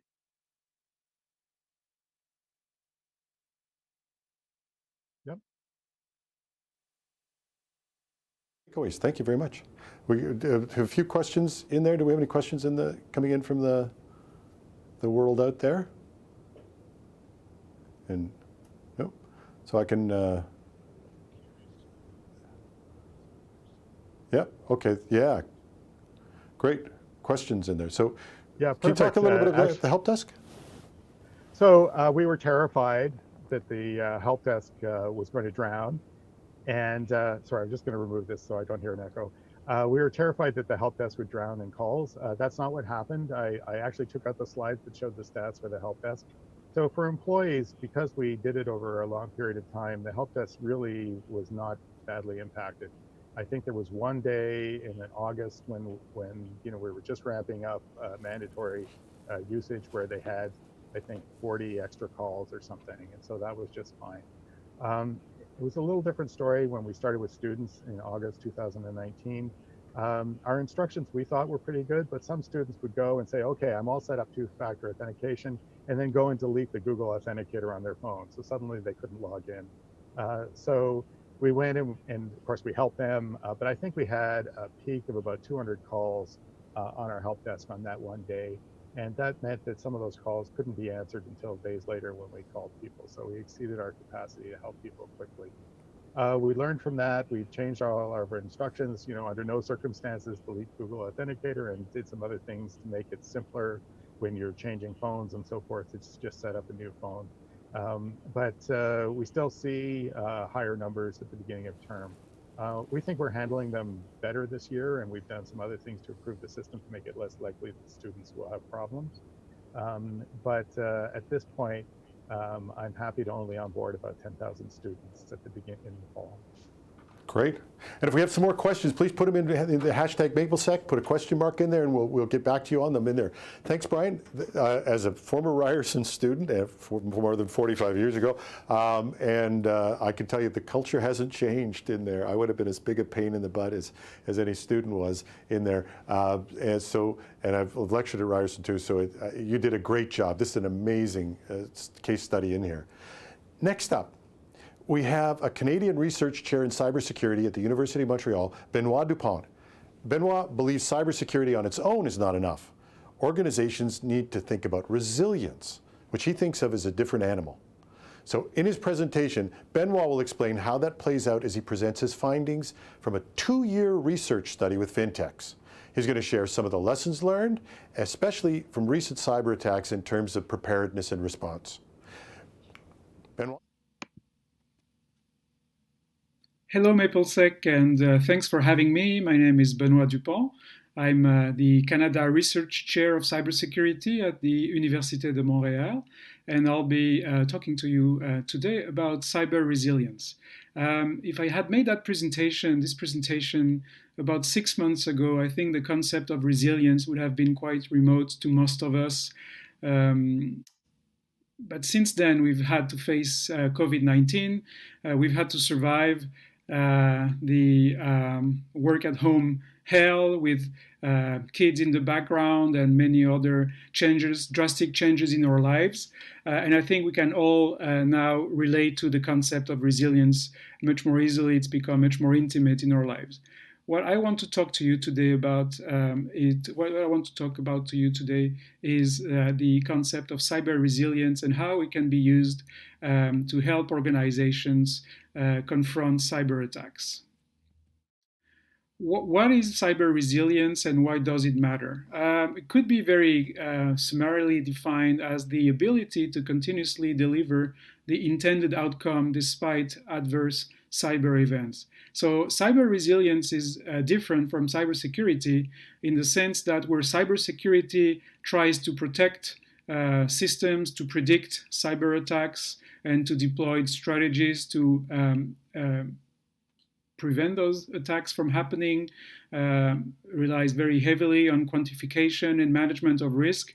Cyber resilience, on the opposite, tries to address head-on the fact that cyber attacks are gonna hit you and tries to equip you with the strategies and the approaches to survive those attacks and to survive the unexpected. So we could say that cyber resilience and the mindset that comes with it acknowledges that you will never be able to prevent all cyber attacks coming your way, all data breaches that might happen to you, and it helps you prepare to withstand the disruptions that those attacks and those data breaches are going to cause to your organization, and it's going to enable you to keep on delivering your products and services in the face of those attacks. The concept of resilience has a long history in physics, in medicine, in ecology, in psychology, and also in disaster management. And I'd like to see with you how it applies to cybersecurity and to the context of cyber attacks. What I'm going to present to you today is the result of a research project that was conducted with the support of the Global Risk Institute in Financial Institutions from Toronto, where we wanted to go beyond the hype surrounding cyber resilience. We wanted to go beyond the very conceptual and normative papers and reports about cyber resilience to understand what's happening in the trenches, to understand the experience of cybersecurity professionals who are trying to make their organizations cyber resilient on a day-to-day basis. So we interviewed 44 practitioners across a number of countries, across a range of responsibilities from the C-suite to the SOCs. We interviewed in-house cybersecurity professionals from the financial sector, but also regulators and incident response consultants. Why we picked the financial sector? It's very often one sector that is deemed to be very mature in the field of cybersecurity and also has extensive resources to confront cyber attacks. So we thought it was going to be the most interesting sector to tackle this issue initially. We came up with a number of practices that represent the ways that organizations are trying to make themselves more cyber resilient. I'm not going to have time to talk today about the sense-making practices, and I will instead emphasize some response practices to cyber incidents and some adaptation practices that will make organizations cyber resilient based on the experience of the financial institutions and the practitioners that we interviewed. The main and first component of a cyber resilient organization is the human factor. A lot of the respondents mentioned that when you're faced with an extreme cyber attack, people are going to tramp systems anytime, any day, in terms of saving the organization. People are the most important asset of an organization in terms of defending against cyber attack. And what they did to acknowledge that was they tried to hire and to foster a number of psychological traits or features among their employees in the incident response teams. So, for example, they liked to see people with high levels of curiosity, creativity, but also flexibility to hire and try to retain people who are able to deviate from established procedures in the face of the unknown. They also want to hire people who are very comfortable in high stress environments, which doesn't mean reckless people. It's a different psychological trait. And they also value people who are very good at communicating across the business, but also very good at listening to understand the reality of the other business units and how they must calibrate their incident response accordingly. Those people, of course, are in very much high demand, and they're also very easily bored. So the organizations we interviewed developed anti-boredom strategies such as cross-training across positions, and also some of them implemented a rotation system where they sent people undertake different jobs and different tasks across time, across the year, so that they wouldn't get bored too easily. A second important practice in terms of achieving cyber resilience is deploying and developing a number of training exercises and simulations. The organization cannot only depend on gifted cybersecurity operators to be cyber resilient across the board.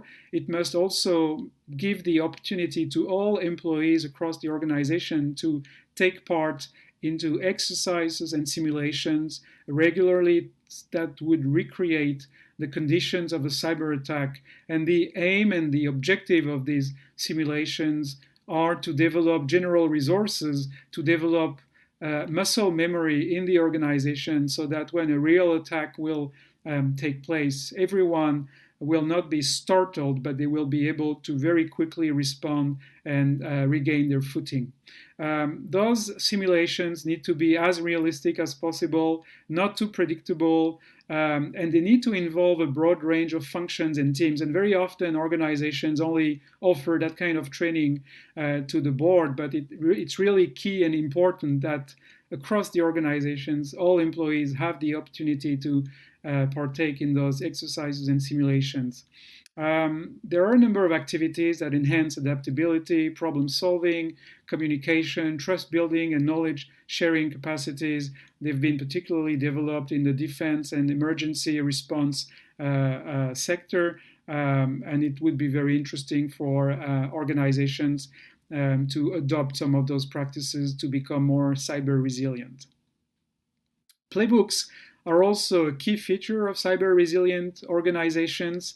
They reflect they outline the responses to specific incidents. In the most mature organizations that we observed, they have up to 16 playbooks updated quarterly to reflect the reality of new modes of attack.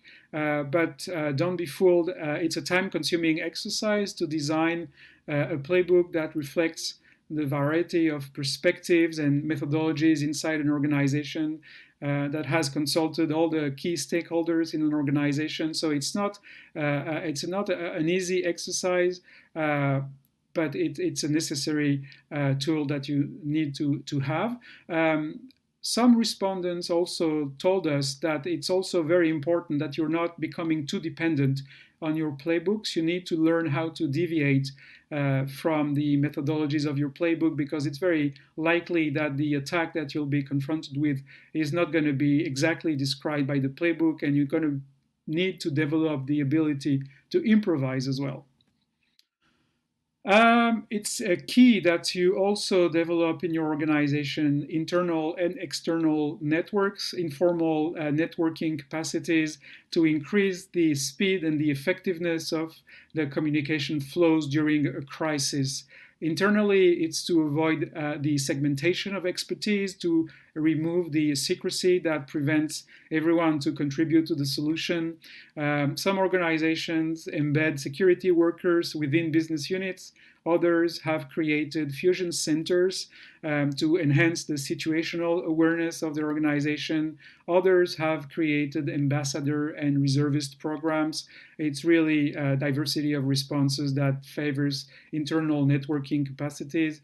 Externally, you need networks to collect information very quickly, to be able to access search capacities. You want to focus on third parties, and you need to base those networking capacities on informal and personal, informal ties, trust and personal relationships. And it's not when a crisis unfolds that you need to build those networks. You really need to invest time upstream to make sure your networks are going to be able to be leveraged in time of crisis. Finally, you need to learn how to adapt. You don't want to be cyber resilient just to survive. You need to be able to thrive in this new risk environment. So post-incident reviews are very important to discover inadequacies in the security measures that you have in place, and to understand what wrong decisions were made to fix them. But for your organization to be able to collect this very embarrassing information, sometimes you really need to create a no-fault learning environment so that your employees will feel very safe to come up with the information that you want to be able to adapt, and to make sure that your organization is always one step ahead of the next cybersecurity crisis.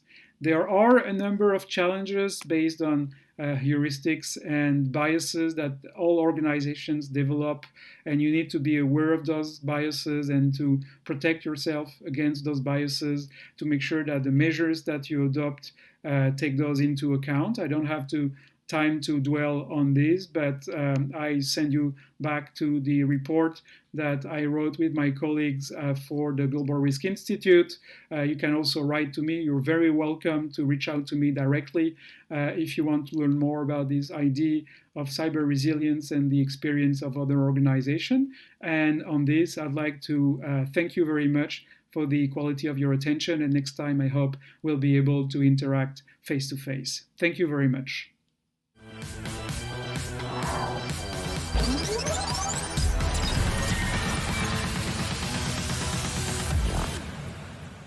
So I think the thing that keeps me awake at night within cybersecurity really is the gaps in situational awareness. You know, what don't I know? There's no way to keep up what the next threat vector that's going to be hot is. And so really it is, where do I have gaps in my infrastructure? What don't I know about? And how am I able to audit or follow a framework to minimize that?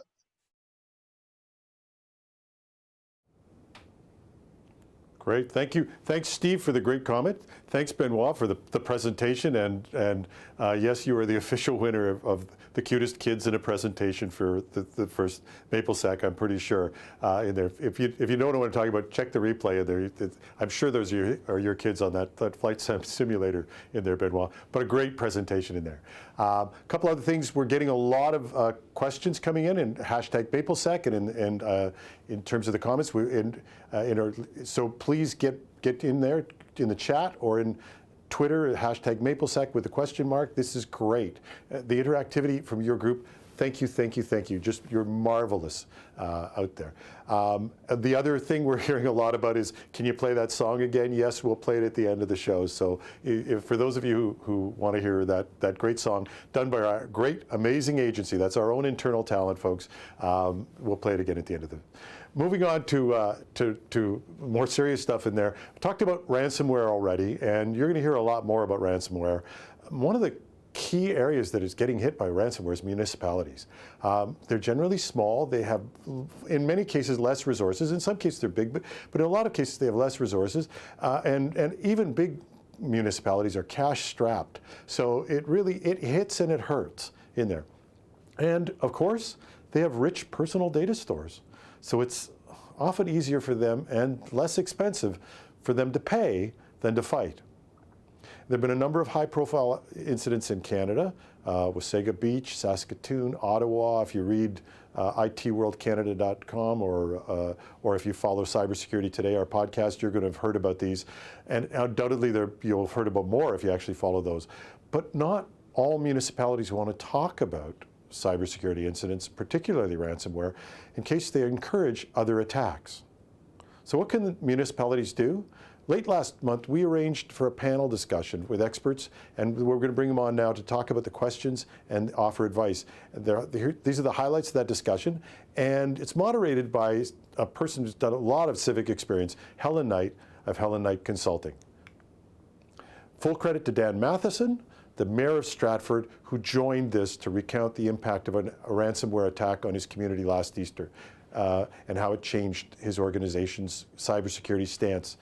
Dan, full kudos for doing this. Let's let it roll. Thanks, Jim. Good afternoon. I'm Helen Knight. I'm a nonprofit IT strategist. In North America, at least 174 municipal institutions suffered ransomware attacks in 2019, according to research from antivirus software provider Kaspersky. This represents a 60% year-over-year increase. In addition, cybercriminals demanded an average ransom amount of approximately $1 million and requested ransoms up to $5.3 million from municipalities this year, Kaspersky reported. They also featured the Ryuk, Purga, and Stop malware families during their municipality ransomware attacks. There have been several high-profile ransom attacks in Canada.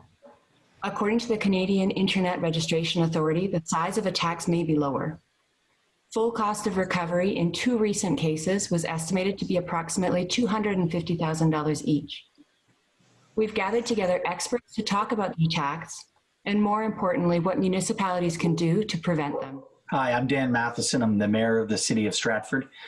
We are one of the 174 municipalities that suffered an attack in 2019. We learned an awful lot about the vulnerabilities of our system, the software that we deploy, the hardware we give our staff, and what we can do to improve our situation going forward. Hi, my name's Adam Abernathy, and I'm the Central Regional Director for MISA. We're an organization that helps municipalities and facilitates their communication with each other and their peers.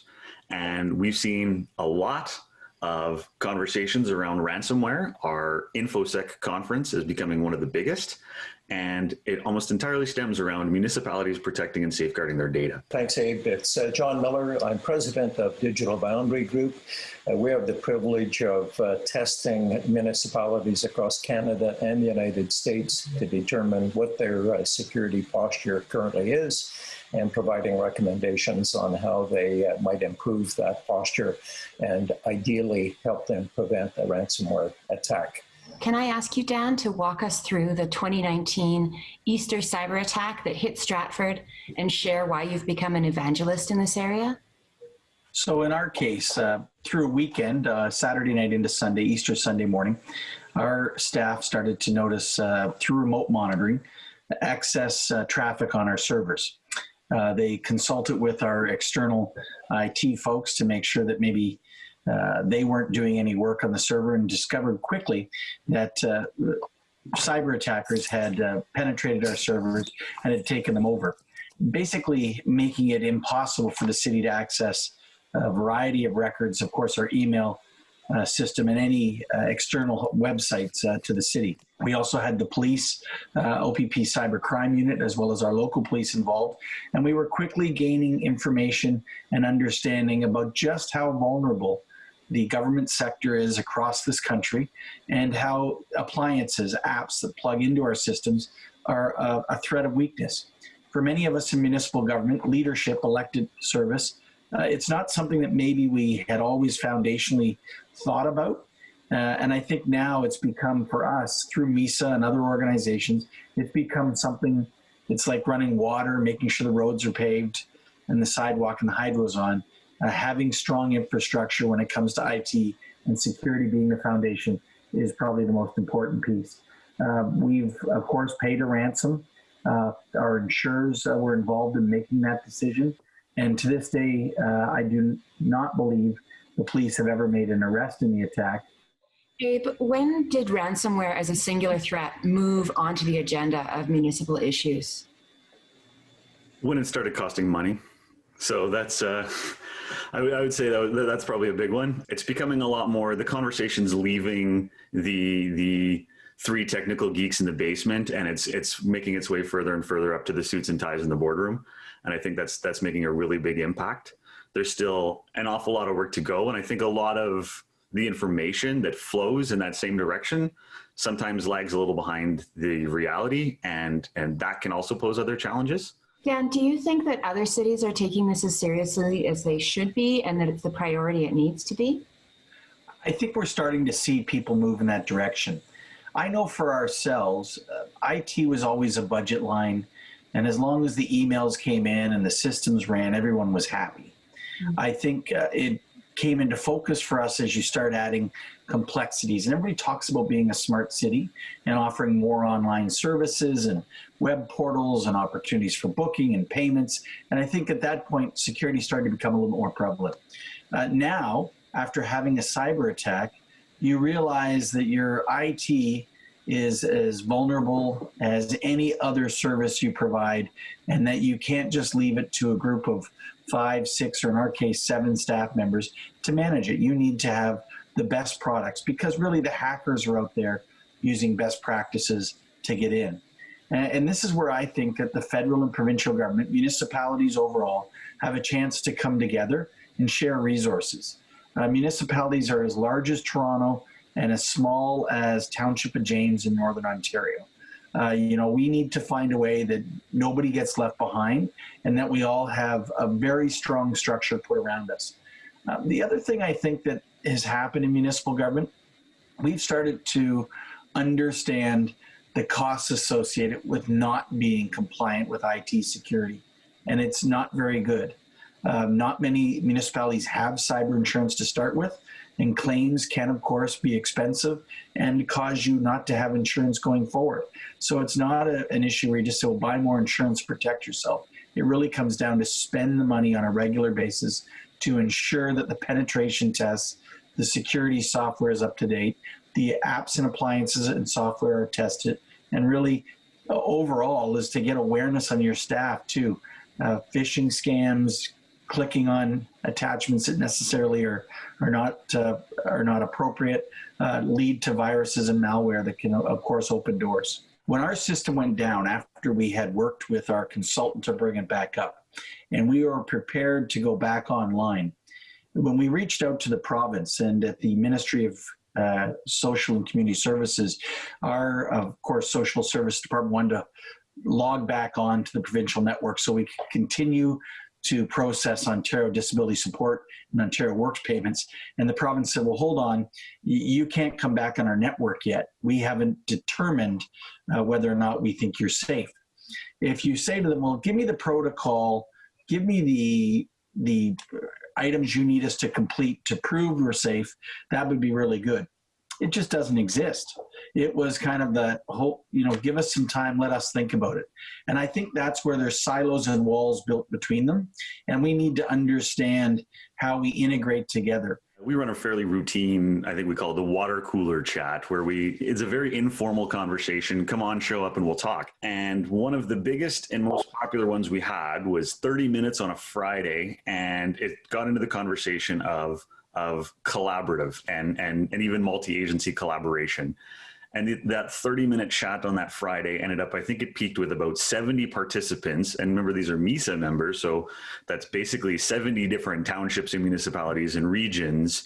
And we went nearly 2 hours over our 30-minute conversation talking about wanting to run collaboration, wanting to talk more and break down some of those walls and barriers. When it comes to municipalities, there are 418 municipalities in Ontario, I think, give or take 5 at the most. And that means there's 418 different ways of solving email security, 418 different ways of solving firewall configurations, 418 different ways. And why not reduce that?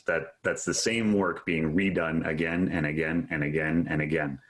And yeah, I think that can be greatly reduced. So then again, bringing down the barriers. MISA, is an incredible organization. It's got chapters right across the country, and that allows for information sharing across the country. So large and small municipalities get the benefit of lessons learned by everyone. So say MISA has a tremendous ability as a separate organization to share information, but also the province, I think, has a definite role to help municipalities. And John, we do. And I think that's a very good point. Minister Bethlen Falvey has said that the province is going to take a more detailed look at the services they provide. And I'm hoping that we can really dig into how we can, of course, have one security framework for all municipalities and really try to drive through some of this. We've benefited greatly being part of not only our police, we also have the Pride Network, which is Waterloo Region, Brantford, Simcoe, South Simcoe, Guelph, and Stratford, sharing IT professionals amongst ourselves as well. And that's done in an effort to ensure that our criminal justice database with regards to our police services are very secure. So I see that police, who are normally laggards in these discussions, are actually leading us in an area that we should all be headed. Are all these attacks financially motivated, or are they really after the data or just the ransom? Well, in our case, I think it's been seen by a lot of municipalities. At the end of the day, it really comes down to, are you going to pay me the amount of money and I'll give you your data back? I think commercially, though, if you look at such things as the Marriott or the Starwood attack, that was around taking people's credit card and other data. I think for municipalities, really what we've seen is, if you'll pay us, we'll go away. And so far on the dark web, I don't think we've seen a lot of police reporting of personal information, if there was any stored on the computer, being able to be sold. I think really what it becomes a problem for municipalities is that rebuilding the data, access to the backups, and business continuity. Do you think that talking about this actually courts additional instances for other municipalities? We talk about wanting transparency in government, and I think we need to be honest and open with the people. And we have various fiduciary obligations under pieces of legislation that require us to let people know if their data has possibly been breached. And therefore, I think it's better that we do talk about it. I've tried to do as many of these conversations as possible, raising awareness, and out of it, we've gained lots of information back because information sharing then occurs. And I don't think there's a shame in admitting that you've had a breach or an attack. There are really two kinds of people, those that have had them and those that have either haven't had them yet or have had them and don't realize it. It would be like a thief walking down the street of Stratford and trying the storefront doors, and the ones that are locked, well, go on, because somewhere along that street there's going to be an open door. And we have to be able to communicate with people to say, you got to lock the door, folks, because if you have a locked door, you're at least average, if not above average, in terms of your security defenses. And that's important. So awareness, I agree with Abe and Dan. We've just got to continue to get out there with awareness of not only the issue, but also explain what happened when people were effectively breached. And some municipalities are taking this very seriously from a training perspective. John, you know of a city in Texas that shut down for a full day for cybersecurity training. Can you tell us more about that? It was a very interesting situation. A neighboring municipality had been hit with ransomware, and this particular city determined that it was critical that they make all of their employees aware, that they showed that the city was supporting the efforts, and that they got everybody engaged. So there were about 600 employees in this municipality. And except for absolutely essential services, like making sure that there were police on duty, that fire was still, fire department was still operational, and some other services had core crews, they brought everyone together for one full day to talk through examples. And the benefits coming out of that is they believe that it not only helped all of the employees of the municipality and got them engaged in, hey, here's what a phishing attack is all about, and here's some things that you can do to help the city. We thought it was quite unique that they took it so seriously that they said, you know what, the city is going to go on to reduce capability for one day, and we're simply going to address this. Now, they've also said they intend to continue to do that each year. I think when you start adding up the cumulative cost we had of having employees for a 2 and 3 week period, unable to access files and do their everyday work, I think the cost of that far outweighs what would have been experienced over one day. The other thing about that is when you put it in that much context and show it's that important and take a day to do it, it shows to the employees across bargaining units and in management, different divisions and roles and responsibilities, that from the top down, this is a major priority of the corporation. And I think that's important because for many people, there's some confusion in government right now. Is it to provide low-cost services at the cheapest price? Is it to provide good service in an efficient manner and maybe your taxes are a little higher? Is it just to do more with less? This has been really insightful. I would love to finish with everyone's final thought on municipalities and how they can continue to protect themselves. I think it's really important to stress the value in good training. And I've been guilty of it myself. I've implemented solutions that were go watch online videos for 20 minutes once every 3 months. And I just don't think that works. It's not effective and it's not engaging. And there are organizations like Digital Boundary Group. There are even ones now that specialize in training. I'll say the style is a body part that rhymes with class in a class, and live in-person training and for government entities. We've worked towards ensuring equality within our workforces, and we talk about discrimination and how to treat one another and our rights. We also, though, now need to make that cybersecurity, cyber training, IT information needs to be paramount on everyone's mind. Employees will often say, look, I don't work in a computer environment. I work out in the public works yard. Well, you're on a computer. You're going in to get your email. You are actually posting your time into the system. You're clearing work orders. So you do work in some form of IT because every job is going to have it going forward. And that basic training needs to be as fundamental, as regular, and as vigorous as any of the other training you do going forward. And I think that's what's going to keep us all safe. And that's what's going to define what the workforce of the future is in municipal government and any level of government going forward. The solution is going to be a combination of technical and human. So we've talked a lot about training on the human side, awareness and engagement. There's also the technical component, and that Abe has talked about, the importance of the IT folks. The mayor has mentioned, his group of IT folks. But as we move forward with dealing with ransomware, we have to always remember that it's always going to be a combination of technical effort and human effort.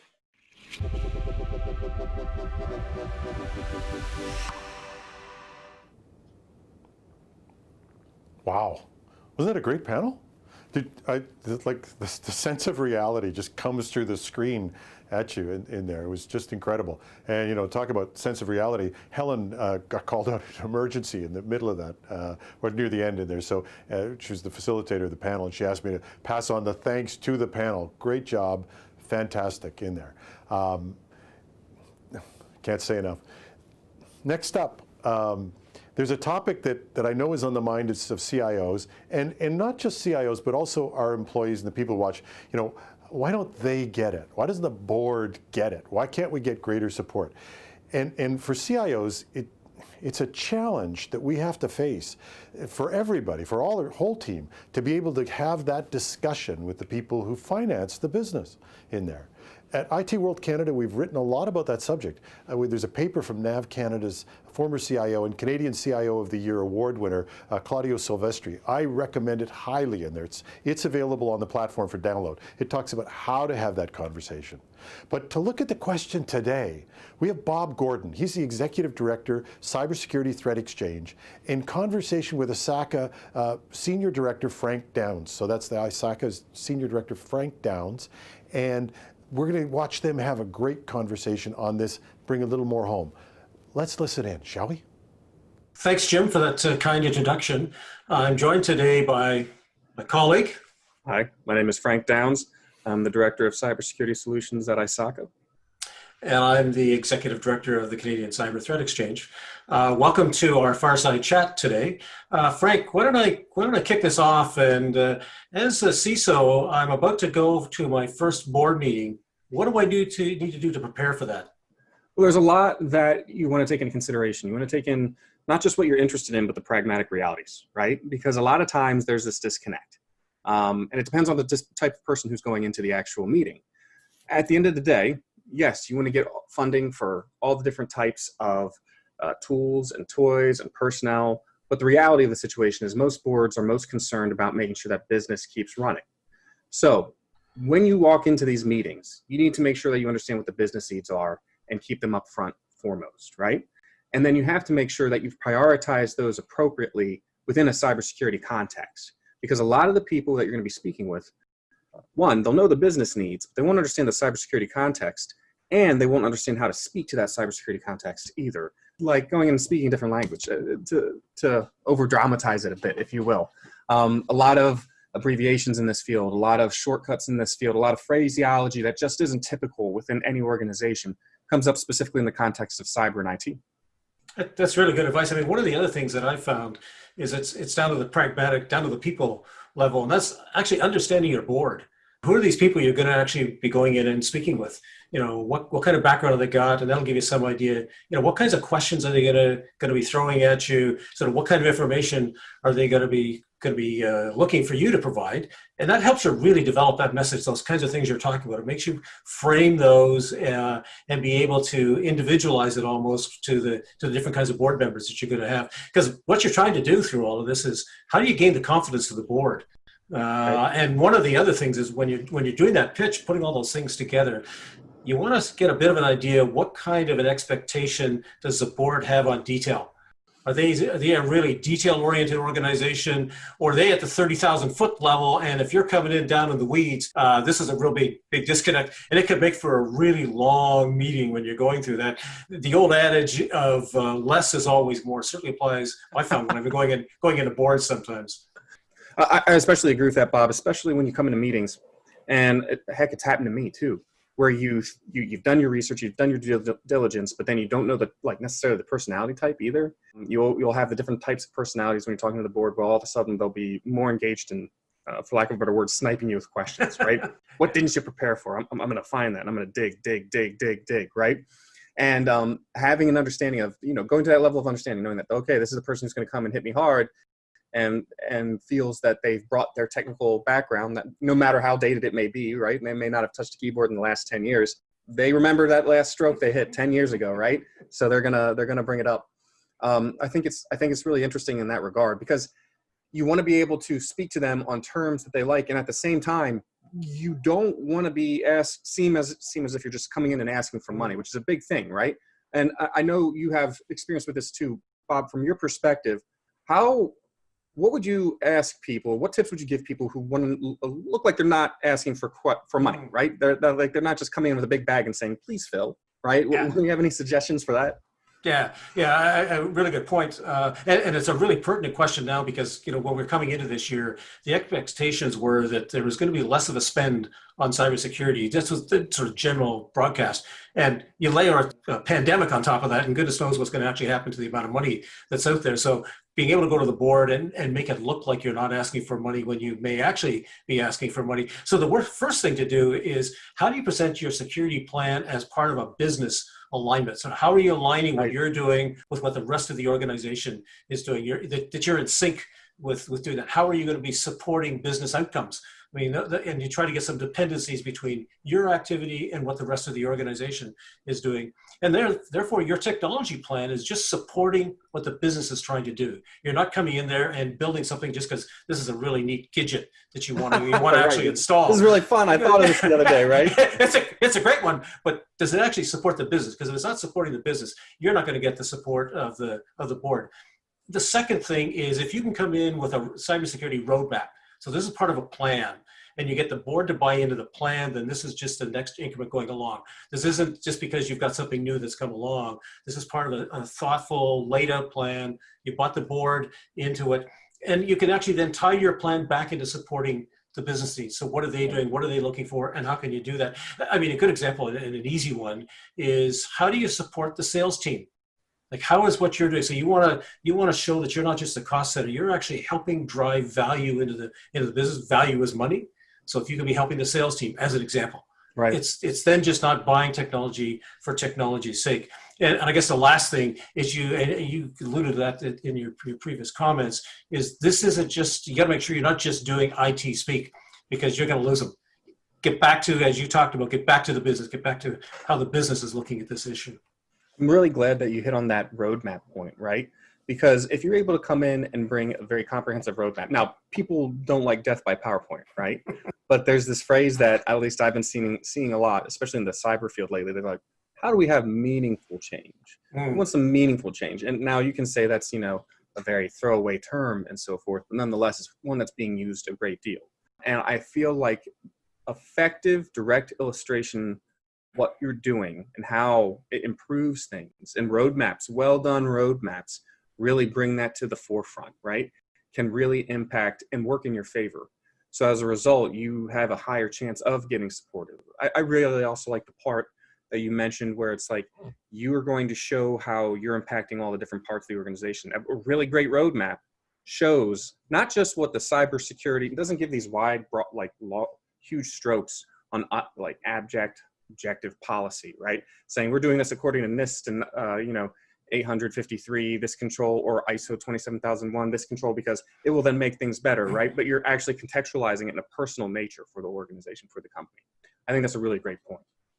And that sort of leads into the next part of what we should be maybe talking about is, I'm in the IT business. I don't generate a lot of cash. So how do you actually sell that into the business? Okay, we're now getting down to the nitty gritty. I've gone in, I've got my plan, but okay, they say, yeah, but you're not bringing us any money in. What's your answer to that? In my answer, a lot of people try to go back to fear mongering, and I feel like that's a very used trope. Okay, because it's one thing to just say, oh yeah, the threat is out there, there's dragons in the dark and things like that. But what you can do is use examples. And what's really encouraging, that sounds terrible. What's really encouraging is a lot of people are being hacked, right? No, there's more data now, more case studies, more real data to illustrate and show that. Also, I think making a very robust risk profile and showing how certain attacks and events and incidents may impact the organization and how much it could hemorrhage from as a result of these types of attacks. Again, getting to that point where you can personalize it and contextualize it for the organization, right? So when I say don't just bring up Equifax every time and say, look at this, look at everybody's compromised, right? And look at this, no, but show how certain impacts, as you can find them from different instances, have impacted organizations. And then here's the important part, contextualize that within your organization. I don't know. What do you think, Bob? Yeah, I think you're absolutely right. The one thing I found with boards going in is they've got a really superior sense of smell.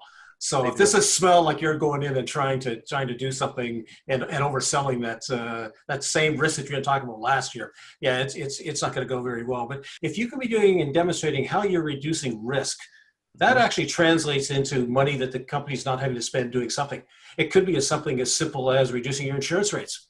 If you've got a good plan, you can go in and say, okay, so I'm reducing that, and you can actually try to help generate some revenue in that sense, or at least stop the revenue from flowing out. And in that way, you're kind of a growth accelerator rather than just a pure cost center. So I think you can actually get in there. It's emphasizing and talking about what's the business risk, how are you helping them, how do you go through to do that. I mean, Frank, what we've been talking about for a lot of this is, is getting in and doing that discussion, that sales quote, with the board. And one of the questions about that is, okay, I'm coming in, do I have to actually dumb this down for my board to, or avoid acronyms? That's a really good question, especially because, as you mentioned earlier, these board members, Bob, have a really great sense of smell. Yeah. So I think you have to walk a fine line there. And that's why I often tell people in the field of cybersecurity, your communication skills mean more than you know, right? And not just your direct verbal communication skills, but how you address people, your body language, right? The way you approach a situation. You can try to, I don't like to say the word dumb down. I try to use approachable, right? Because at the end of the day, for example, whenever I go to the bank or whenever I'm working with finances or something, I guarantee you, I don't know all the abbreviations and so forth. That doesn't mean I'm dumb. That doesn't mean the board members are dumb because they don't know the abbreviations. It's just a matter of bringing up to speed. So sure, you can use a few abbreviations here and there, and I even encourage it, ones that everyone know, right? So it's a fine line, it's a tightrope, but it can be done. What do you think, Bob? Yeah, I agree with you. And one of the things that I found is actually useful or helpful when I get ready to go before the board is go in and actually talk to somebody that's one of my colleagues that's not in the IT world and run the presentation by them. And you'd be amazed when they come back and say, "Well, what does that word actually mean?" It's stuff that we just use subconsciously. We're not even trying to do it to show how smart we are, although we are smart. But we just slip into it naturally.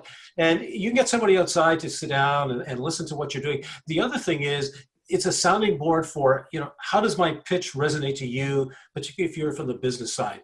Right. Have I really got the language down right? Am I talking in the language that my board's going to be listening to? You can't just come in and sort of bang, hit them right off. It's, do they have any idea what cybersecurity means in practice? Do they know how it's going to be measured? Do they know about specific threat vectors? Because if they don't know that, then you're going to want to spend a little bit of time talking about that, bringing them along, and then you're going to have a more fulsome conversation. I like that you brought that up, because I feel like that kind of goes hand in hand with this idea of risk tolerance, right? Because they need to have a certain level of understanding of cyber, right? And they need to have a certain level of understanding of threat and so forth in order to make an informed, risk tolerance decision. So from that perspective, with those in consideration, how do you find out a board's risk tolerance and their priorities? Yeah, a really good question, because that's, again, is getting back into sort of shaping that message that you're going in to talk to the board about. One of the things I found is useful is go to talk to other people within your organization that actually spend a lot of time looking at risk. It could be from your compliance side. It could be from your legal side. They're dealing with that day in, day out, and they've been doing that with the board for a long time. Get their assessment of, what's the board looking at? What's their tolerance? What are they expecting out of that?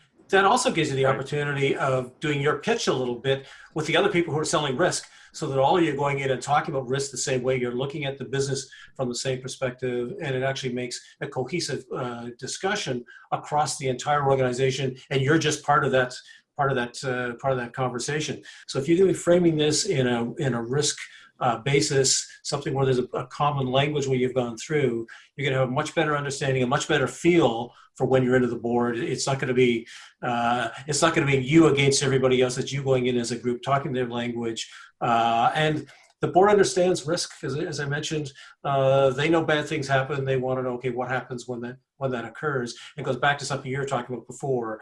You don't want to oversell it, so you want to be in there. What do they already know? What's their understanding? And you get a much better feeling for when you go through to do that. And I feel like that helps make you even more invaluable to the discussion, right? Because through doing that, you become the glue between these different parts of the organization, which a lot of people don't necessarily realize that's what cybersecurity is. Yeah. Cybersecurity is part of all the different verticals in an organization, no matter what they look like, right? Because that level of protection is a layer over everything. Yeah. So if you're able to communicate with those other lines of business and understand their perspectives, like you said, it becomes a greater discussion, a bigger discussion where you're just you're part of it, not trying to just, defend the whole thing yourself.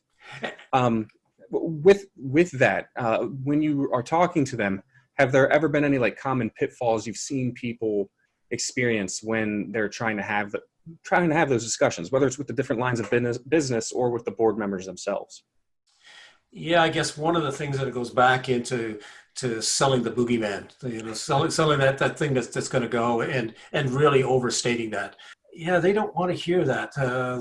They want to know there's an impact to our organization, but what is that impact and how does that go? I mean, I've been there when you start to see the eyes gloss over and they're starting to think, okay, this is just the next salesperson coming in to sell me something, and I've heard that before. Exactly. You've got to go back into a message that's going to resonate. Otherwise, better that you not show up. And the ideal is when you can have the other parts of the business units going in and singing your praises, that here's what you're doing to contribute to them. So it's not just you doing the selling, as it were. It's everybody else coming in and saying, oh yeah, my IT buddy Bob over here is doing a great job of supporting me, and we've got to support Bob because that's helping me do X, Y, and Z, whatever my business line is. I couldn't agree more. If I could add to that, I also think you need to make sure that you communicate effectively. I know I've said that more than once, but people, and when I say that, if you need to, take a class. Need to read a book, because effective communication and being able to identify how a person wants to receive a message is very important. You want to tell them things the way they want to hear, because that's the best way they're going to be able to respond to it. I mean, you're absolutely right. I mean, one of the things, and we talk about this as cybersecurity professionals, we talk about there's three things you got to be doing. You've got to be looking after the technology, you've got to be looking at the policies and process, and you've got to be looking after the people. Yes. And in this case, people is the board. And we've got to remember that they're an integral part of this whole cybersecurity program that you're trying to develop. So you've got to bring them along, the people dimension. And it's just, they're a critical part of your program, getting them on side. I agree. I couldn't agree more. On that note, then, I mean, you said the people, process, tech, right? The three points. That these are the things that everybody needs to understand as they're going forward. And on that note, another three things that we like to talk about all the time are three big takeaways. What are the three big ideas that you would like to leave the audience with, if you could? Yeah, I think there's probably lots, but I think three that come to mind. I mean, increasingly boards understand cybersecurity. They get the concepts. They get that it's important to the business, but they're not cybersecurity experts. That's your job. So your job is, how do you translate what you know into something that the board can actually use so they can make business decisions out of it. I think the second thing is you're presenting a business plan to the board that happens to deal with technology. Think of yourself as a business unit. Technology just is what's your product. So again, you've got to be speaking business, not speaking technical, particularly if you want your message to be heard, again, talk to their language. And I think the third thing is you got to have a plan. The plan establishes your credibility before the board. You're coming in there, they can see the plan, this is going forward. You get that buy-in, and more importantly, you get the support you need as that plan continues to roll on. So they actually become part of it. They want you to succeed. They can see the plan, and away you go. Frank, from your perspective, I mean, you've been doing this for a long time. What have you been seeing? Understand the risk and communicate it effectively. Not everyone you're going to be talking to understands the risk, right? And they understand risk in an abject, not real impactful way. But I often find just the very definition of risk is not well understood with all boards, right? I would also say, again, don't just make it look like you're trying to ask for funding and money and so forth. And then I really, especially because their whole job is to give money, right? Their whole job, everyone who comes into that room and has a discussion with them is saying, please, sir, may I have some more, right? Everyone is saying that. So hit it from an angle that is more impactful. And we've talked about ways to do that, discussing the risk and so forth. And also, I can't stress enough again that meaningful communication capability. Everyone's going to be showing them PowerPoints till they die, right? It's your job to make sure you meet them where they are, and it's your job to make sure that they understand that what you're trying to tell them is for a purpose and for a reason. So what's that last piece of advice you're now going to? What can you pass along to me as a cybersecurity leader for the board? What's that one nugget that's sitting there? If I had to boil it all down to one, it's going to be the same advice I give to everyone else, right? The best book I've ever read when it came to this line of work or any line of work is Dale Carnegie's How to Win Friends and Influence People, right? Which that last part is something you really want to do in this field. And you'd be surprised how much of effective communication is listening to people and understanding what they're saying and engaging them in that. So that would be my one big, if I could boil it down to the one thing I would recommend. What about you, Bob? Yeah, I would agree. I mean, to me, this is your opportunity to tell your story to the board. And you've got a board that's already committed. They're already interested. They already want to hear from you, because if they didn't want to hear from you, you're not going to be presenting to them. Totally. So you've already got an audience that's sitting there. They're waiting for you. So this is your opportunity to actually get in and talk about your story, talk about your plan. And the bottom line is treat going to the board as an opportunity, because that's what it is.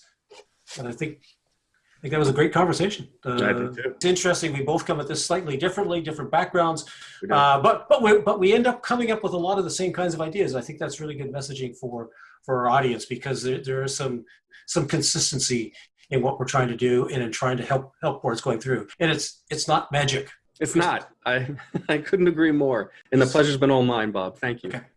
Good day. Thanks.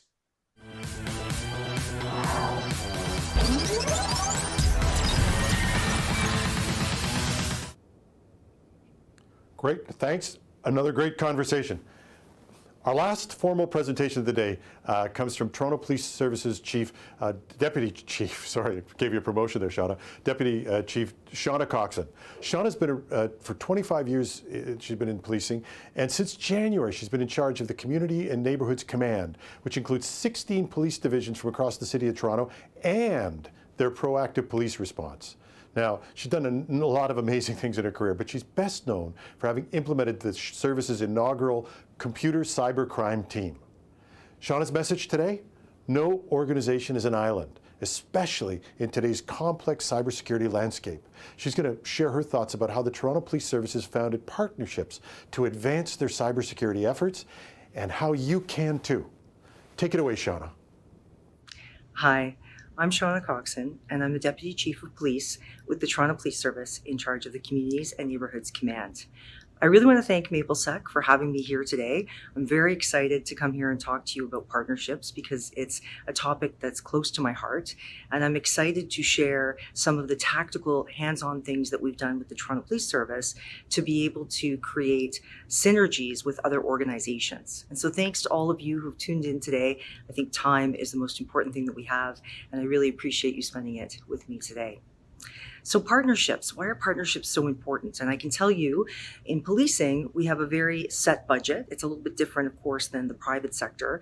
And so we're always looking for ways where we can have the maximum amount of impact on communities, opportunities to come to outcomes that are successful, that really work toward communities that are safer and healthier and reduce crime. And there are opportunities with many different organizations to have a level of scope and scale that we would not be able to achieve on our own. And so I think in particular today, with all of the discussions around defunding police or detasking police, there are even more opportunities to have conversations with organizations that you may not even have thought about in terms of how can you partner together. I want to share with you a really quick story of an agency that we partnered with. It's not even an agency, it's a group of volunteers, just because I think it's something that you will all find interesting in the Maplesec community. And that is, we partnered with DEFCON, Toronto DEFCON, which is 416. And they actually worked with us on things like knowledge sharing. We would have people come and speak at their meetings, and they would share with us things that they were interested in. And on their own, they came up with this idea to come up with a separate organization that would do capture the flags for missing persons. If you don't know what that is, it's an all-day, I'm going to call it a hackathon, but it really is about using open source information that anyone in the public can access to have people come together in teams and compete to see who it is that could find information that we may not have had before on a missing person case, potentially even finding the missing person, him or herself. And so the first one that they ever had was a few years ago now, and I can tell you that we were really excited to partner with them. They asked us to come and to send some people as judges. The interesting thing that happened, though, is that I was so excited. It was on a Saturday, and I was a deputy at the time in charge of a different command, and I went and wanted to see the event and how it was going. And when I got there, very few other people were there from the policing sector. In fact, only one other person had come from Toronto Police, and he'd come because he'd missed an email telling him that we were not doing it anymore. And that's because between myself at my level and people on the ground, if you will, in terms of the investigators, someone had made the decision that we shouldn't work with hackers, that it was too risky, and they told people not to go to the event. And so we've rectified that since. But what I learned from that I think is interesting to think about is look at partnering with people that make you uncomfortable. If there are challenges, that's okay. You can work them through. In fact, I'm so proud of Trace Labs. I hope you all go and look up what Trace Labs is after seeing this video, because they've done capture the flags now all around the world. I've been able to help in a small way by introducing them to other police agencies and sharing this particular story with them. And I can tell you that they've been successful in finding several missing persons. And now a documentary has been done with respect to what they've done with DEF CON. And it all came out of DEF CON 416 and this group that came together for this Trace Labs project for missing persons capture the flag. And so this is one example of the kind of partnerships that are possible. We've done more traditional partnerships as well. And one of the ones I'm really excited about that I think is just started in terms of potential is our relationship with the Royal Bank of Canada. And we have had a number of projects that we've done with them, but I thought that what I would do is have the person who's been the main conduit for us come and speak about it with you so you can hear from her directly about what they think has been successful and interesting about this partnership. And so you're going to hear from her now with me as we talk about our relationship with the Royal Bank of Canada and the Toronto Police Service, particularly dealing with cybercrime and the impacts of cybercrime. And you're going to hear it as a bit of a case study on what it is that's made this particular partnership successful. Hi, so in the spirit of partnerships, I thought I would introduce everyone today to Laura from the Royal Bank, and I'm going to get her to introduce herself. But I thought it would be powerful to hear about a case study of collaboration that we've been involved in between the Royal Bank and the Toronto Police Service. So Laura, please tell us who you are. Hi everybody, my name is Laura Evertson. I work for Global Cybersecurity at RBC as the Senior Director of Application Resiliency. Amazing, amazing. So tell me about, we have a partnership in common, and we got together and decided that cybersecurity was a concern in community for us and certainly for you as well. And we came together. Tell us about what you think was really successful about the partnership we had together. Sure, I think there were a number of elements that have made this so successful. First of all, I think it was just the shared vision between RBC and TPS. I mean, really our RBC purpose is helping clients thrive and communities prosper, which I think was really well aligned to TPS and, you know, the focus on obviously community safety. So I think that kind of shared vision of how do we help our shared community stay safe from a cyber perspective. So I think that's been very powerful. I think right from the beginning, we've had this amazing sponsorship from a senior level within both organizations, which has really then helped percolate that synergy and shared goal down through the organization. So no matter what level of anyone working on this project, we've just come together so well. And I noticed the teams, they worked so well together. There was this fantastic spirit of collaboration and synergy. Yes. So do you think choosing the right team was part of it? I think it was key. I think on both sides, we identified people that were going to make the commitment and really, you know, want to make this work and work together and show up. Right? And because that's important, because it easily just could have fills us out if we didn't have the right people focused on it. So I think identifying those key participants was part of the success. And then as well at the very beginning, we kicked it off with that design thinking workshop that you pulled together for us. And I think that really let the team explore the art of the possible. What is everything that we could do? But then based on the design thinking kind of process, it really led us to what could we realistically achieve together. And then really helped us prioritize from that grand list of things that, you know, we'd like to get to all those things one day, but what can we tackle today together now? It's so true. I love that concept of the art of the possible. And we've done design thinking workshops on many projects here, and it's been helpful in getting everyone from being up here and down to what can we get done. Yeah, right? exactly. Absolutely. Exactly. Well, and what we got done was the Little Book of Scams. So we're going to have a link where everyone can have access to that. Tell me, what was the feedback from the RBC side in terms of the Little Book of Scams has been so well received, both by our frontline staff who are out there serving our communities, as well as our small business clients. They've loved it. It's just given them really easy to understand information in a package that they can just easily take away. Amazing, Yes. amazing. Well, I know we've had amazing feedback on our side as well. Again, something that's powerful and helpful for whether it's a member of the public or a small business, both of whom have been really suffering higher levels of victimization with respect to cybercrime. So again, shared vision. So I want to thank you so much for coming out today and speaking with me about this case study, but also for the partnership that we've had together. And it's just been such an incredible experience. It has been. Thank you so much, Oh, Shauna. thank you. Okay. So as Laura was leaving after that filming segment, we had a conversation about a number of things that we couldn't get to in the segment. And I want to encourage you with those. The first one being that we really didn't know what we were doing when we came together. I think a lot of people out there might feel intimidated about the idea of a partnership. You might think that, oh, the Toronto Police Service is in the same city as the Royal Bank of Canada. Why would they come together? When we first met, we really did not know where it was going to go. And I've met with other potential partners that have gone nowhere. And so I really just want to encourage you to keep meeting with people and to seeing where there's synergy in the space. Some of the outcomes that were surprising that we just didn't even think about at the time, one is mentoring. So people who work for our cybercrime team here in the Toronto Police Service have been meeting one-on-one with some people who work for the Royal Bank of Canada, potentially in an executive space and other areas of the RBC.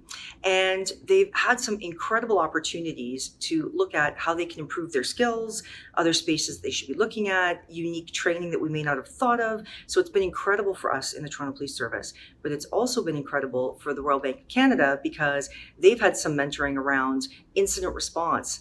Why do police do what they do? Why is it that certain things that you might do in an incident response model detrimental to an investigation? And we've had that certainly in incidents that we've responded to. So incredible mentoring back and forth.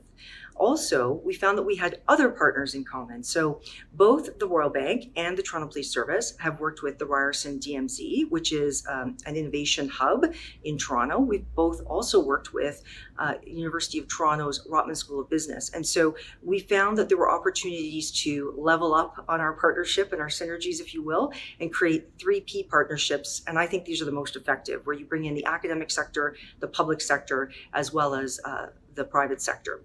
And so we were able to do that in our partnership with the Royal Bank of Canada. So as I said before, we've had other organizations that we've met with that have gone nowhere. And so I really want to encourage you to just keep meeting with people, look at the problem that you're trying to solve and see who else out there has a stake in trying to solve that problem as well. And that's really how we came to RBC, and we came together in trying to problem solve around cybersecurity, particularly for individuals and small businesses. We've done a lot of work in the hackathon space, and I think this is really important in terms of networking.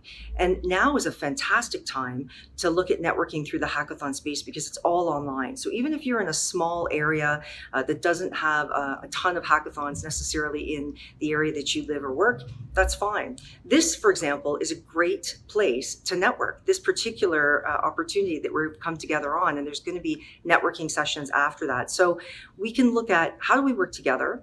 What does that look like? I guarantee you that there's other people also working on the same problems that you are. And so we've been fortunate in the Toronto Police Service to work with CanHacks, to work with Starter Hacks, which is the largest first-time hackathon out there in Canada.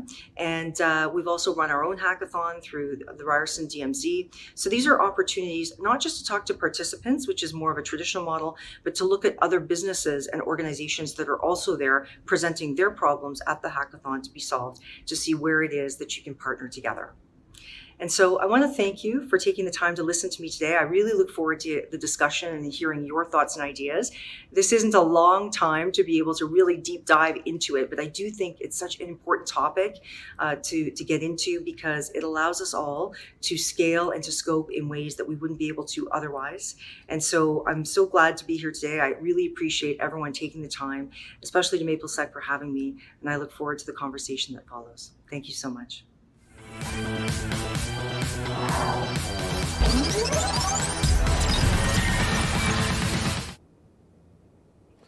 Thank you so much, Shauna, and you get the prize for the best scene. Like what a great talk, but an amazing scene with the car and all that stuff. Just great. Thank you so much, Shauna. Now we're almost there. It's all over, but a networking session, but which is important. So don't think about leaving yet in there. But before we get off, and we all get off to that session, hope I'm going to see you there. I want to take a minute to thank our sponsors. The CIRA, the Canadian Internet Registration Authority, our founding sponsor, people who believed in this earlier than anybody else. Thank you. Fortinet, Field Effect, CyberArk, Tehama. We're so grateful for your support in there. Thank you so much. And let me speak directly to the audience. These companies come to us, they put up the money so we can have these great discussions. Do me a favor. Go download something that they posted there on the site, and worst you're going to get is a phone call or an email. And if they do, thank them for sponsoring this. Will you do that? Thanks. Okay, another group that I don't want to miss thanking is the support and the guidance of a community of groups that are there. The CIO Association, I've said before, I'm a proud member of that. The CIO Strategy Council, also a proud member. And some of these other organizations, you never know, I might get a call. But the Mackenzie Institute, great job. Serene Risk, the Canadian Cyber Threat Exchange, the International Institute of Business Analysts, and the BizTech Professionals Association of Canada. All of these communities have contributed and recruited for this event, and they've done a great job. Thank you so much in there. Now, if you weren't here yesterday, I encourage you to check out the platform where you'll find a lot of downloadable assets. Remember to get one by a sponsor. Many of those are posted new today in there, and you'll be able to see them. And because you're registered, and people can still register late, you can tell your friends, but if you're registered for this event, you have access to a whole pile of stuff that's gone on that you might have missed because you had to go check out, or you had to do a meeting or something like that in there. Reminder, we want to keep this interactive. The hashtag for the event, hashtag Maplesec, hashtag Maplesec. I'll get that in there. I've been talking all day. And I'll be responding to tweets from that all night, as well as I'll be on be checking the chat as well. So, because I have no life. Well, I'm just so great to network with people. If you have a specific question, you'd like to see a panel or a presenter address, we still got another day to go, include a question mark in the tweet, and it'll appear in the question box on the platform, so we'll be able to see those. Once again, if we use your question and you get an answer, we'll send you an Uber Eats gift card. Now, tomorrow is the first edition of Cybersecurity Today, an incredible podcast. If you need a way to keep up on cybersecurity, you read, I swear, I know I'm prejudiced, read our stuff. It's the best in the world. But in particular, Cybersecurity Today, 3 minutes in the morning. You get it on Apple Podcasts, Google Podcasts, you can see it on our pages. It's everywhere. So download the podcast tomorrow, because I'm going to be checking it out to see. It's the first one after the event, so I'm going to be started. So I'm going to be checking it out to see what's on there. ITWorldCanada.com and ITBusiness.ca will have a lot of work. I know our writers have been going all day in there. Now, it's all over but the networking, except we'll give you a preview tomorrow. Tomorrow we'll be heading into COVID, privacy and emerging technology territory. And so that's a good launch point for our post-conference networking session. Sponsored by Tehama, the post-event roundtable is led by their CEO, Paul Velay, and he's going to take the discussion to focus on what remote work will look like in 2021. Really good segue into tomorrow. Now, Paul's a pioneer in this area in terms of remote activity. So if you have questions, and I know some of them came up today, if you have questions about this area, jump into this networking session. Paul is there to answer them, COVID-inspired or otherwise, there. So if you think you're already remote work savvy, come and share your knowledge, and there's going to be some quizzes, so you'll be able to test your savviness, if that's a word. So the sessions will have live quizzes in there again. How do you get there? Enter the discussion by clicking the link on the platform below me. So just down there somewhere, there's a link. You can find it. I know you can in there. Thanks so much for your interest. Thanks so much for your participation. Thanks so much for the people who've gotten on social media and on the chat and have kept in touch with us. Looking forward to doing more of that today. Aside from that, we'll see you at the networking session, or I'll see you tomorrow, where we'll start the day with a roundup assisted by CIRA's CTO, Jacques Latour, in there.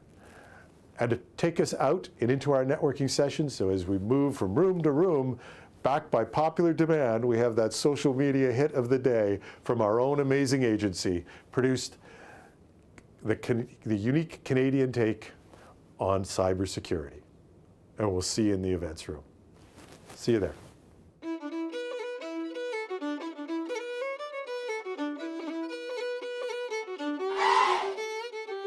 I may be a little behind the times, not real good with a computer, but I learned me a thing or two, and I'm here to be your tutor. Bad people, they be everywhere, we call them cyber threats. And where do you go to find them all? They're on the internets.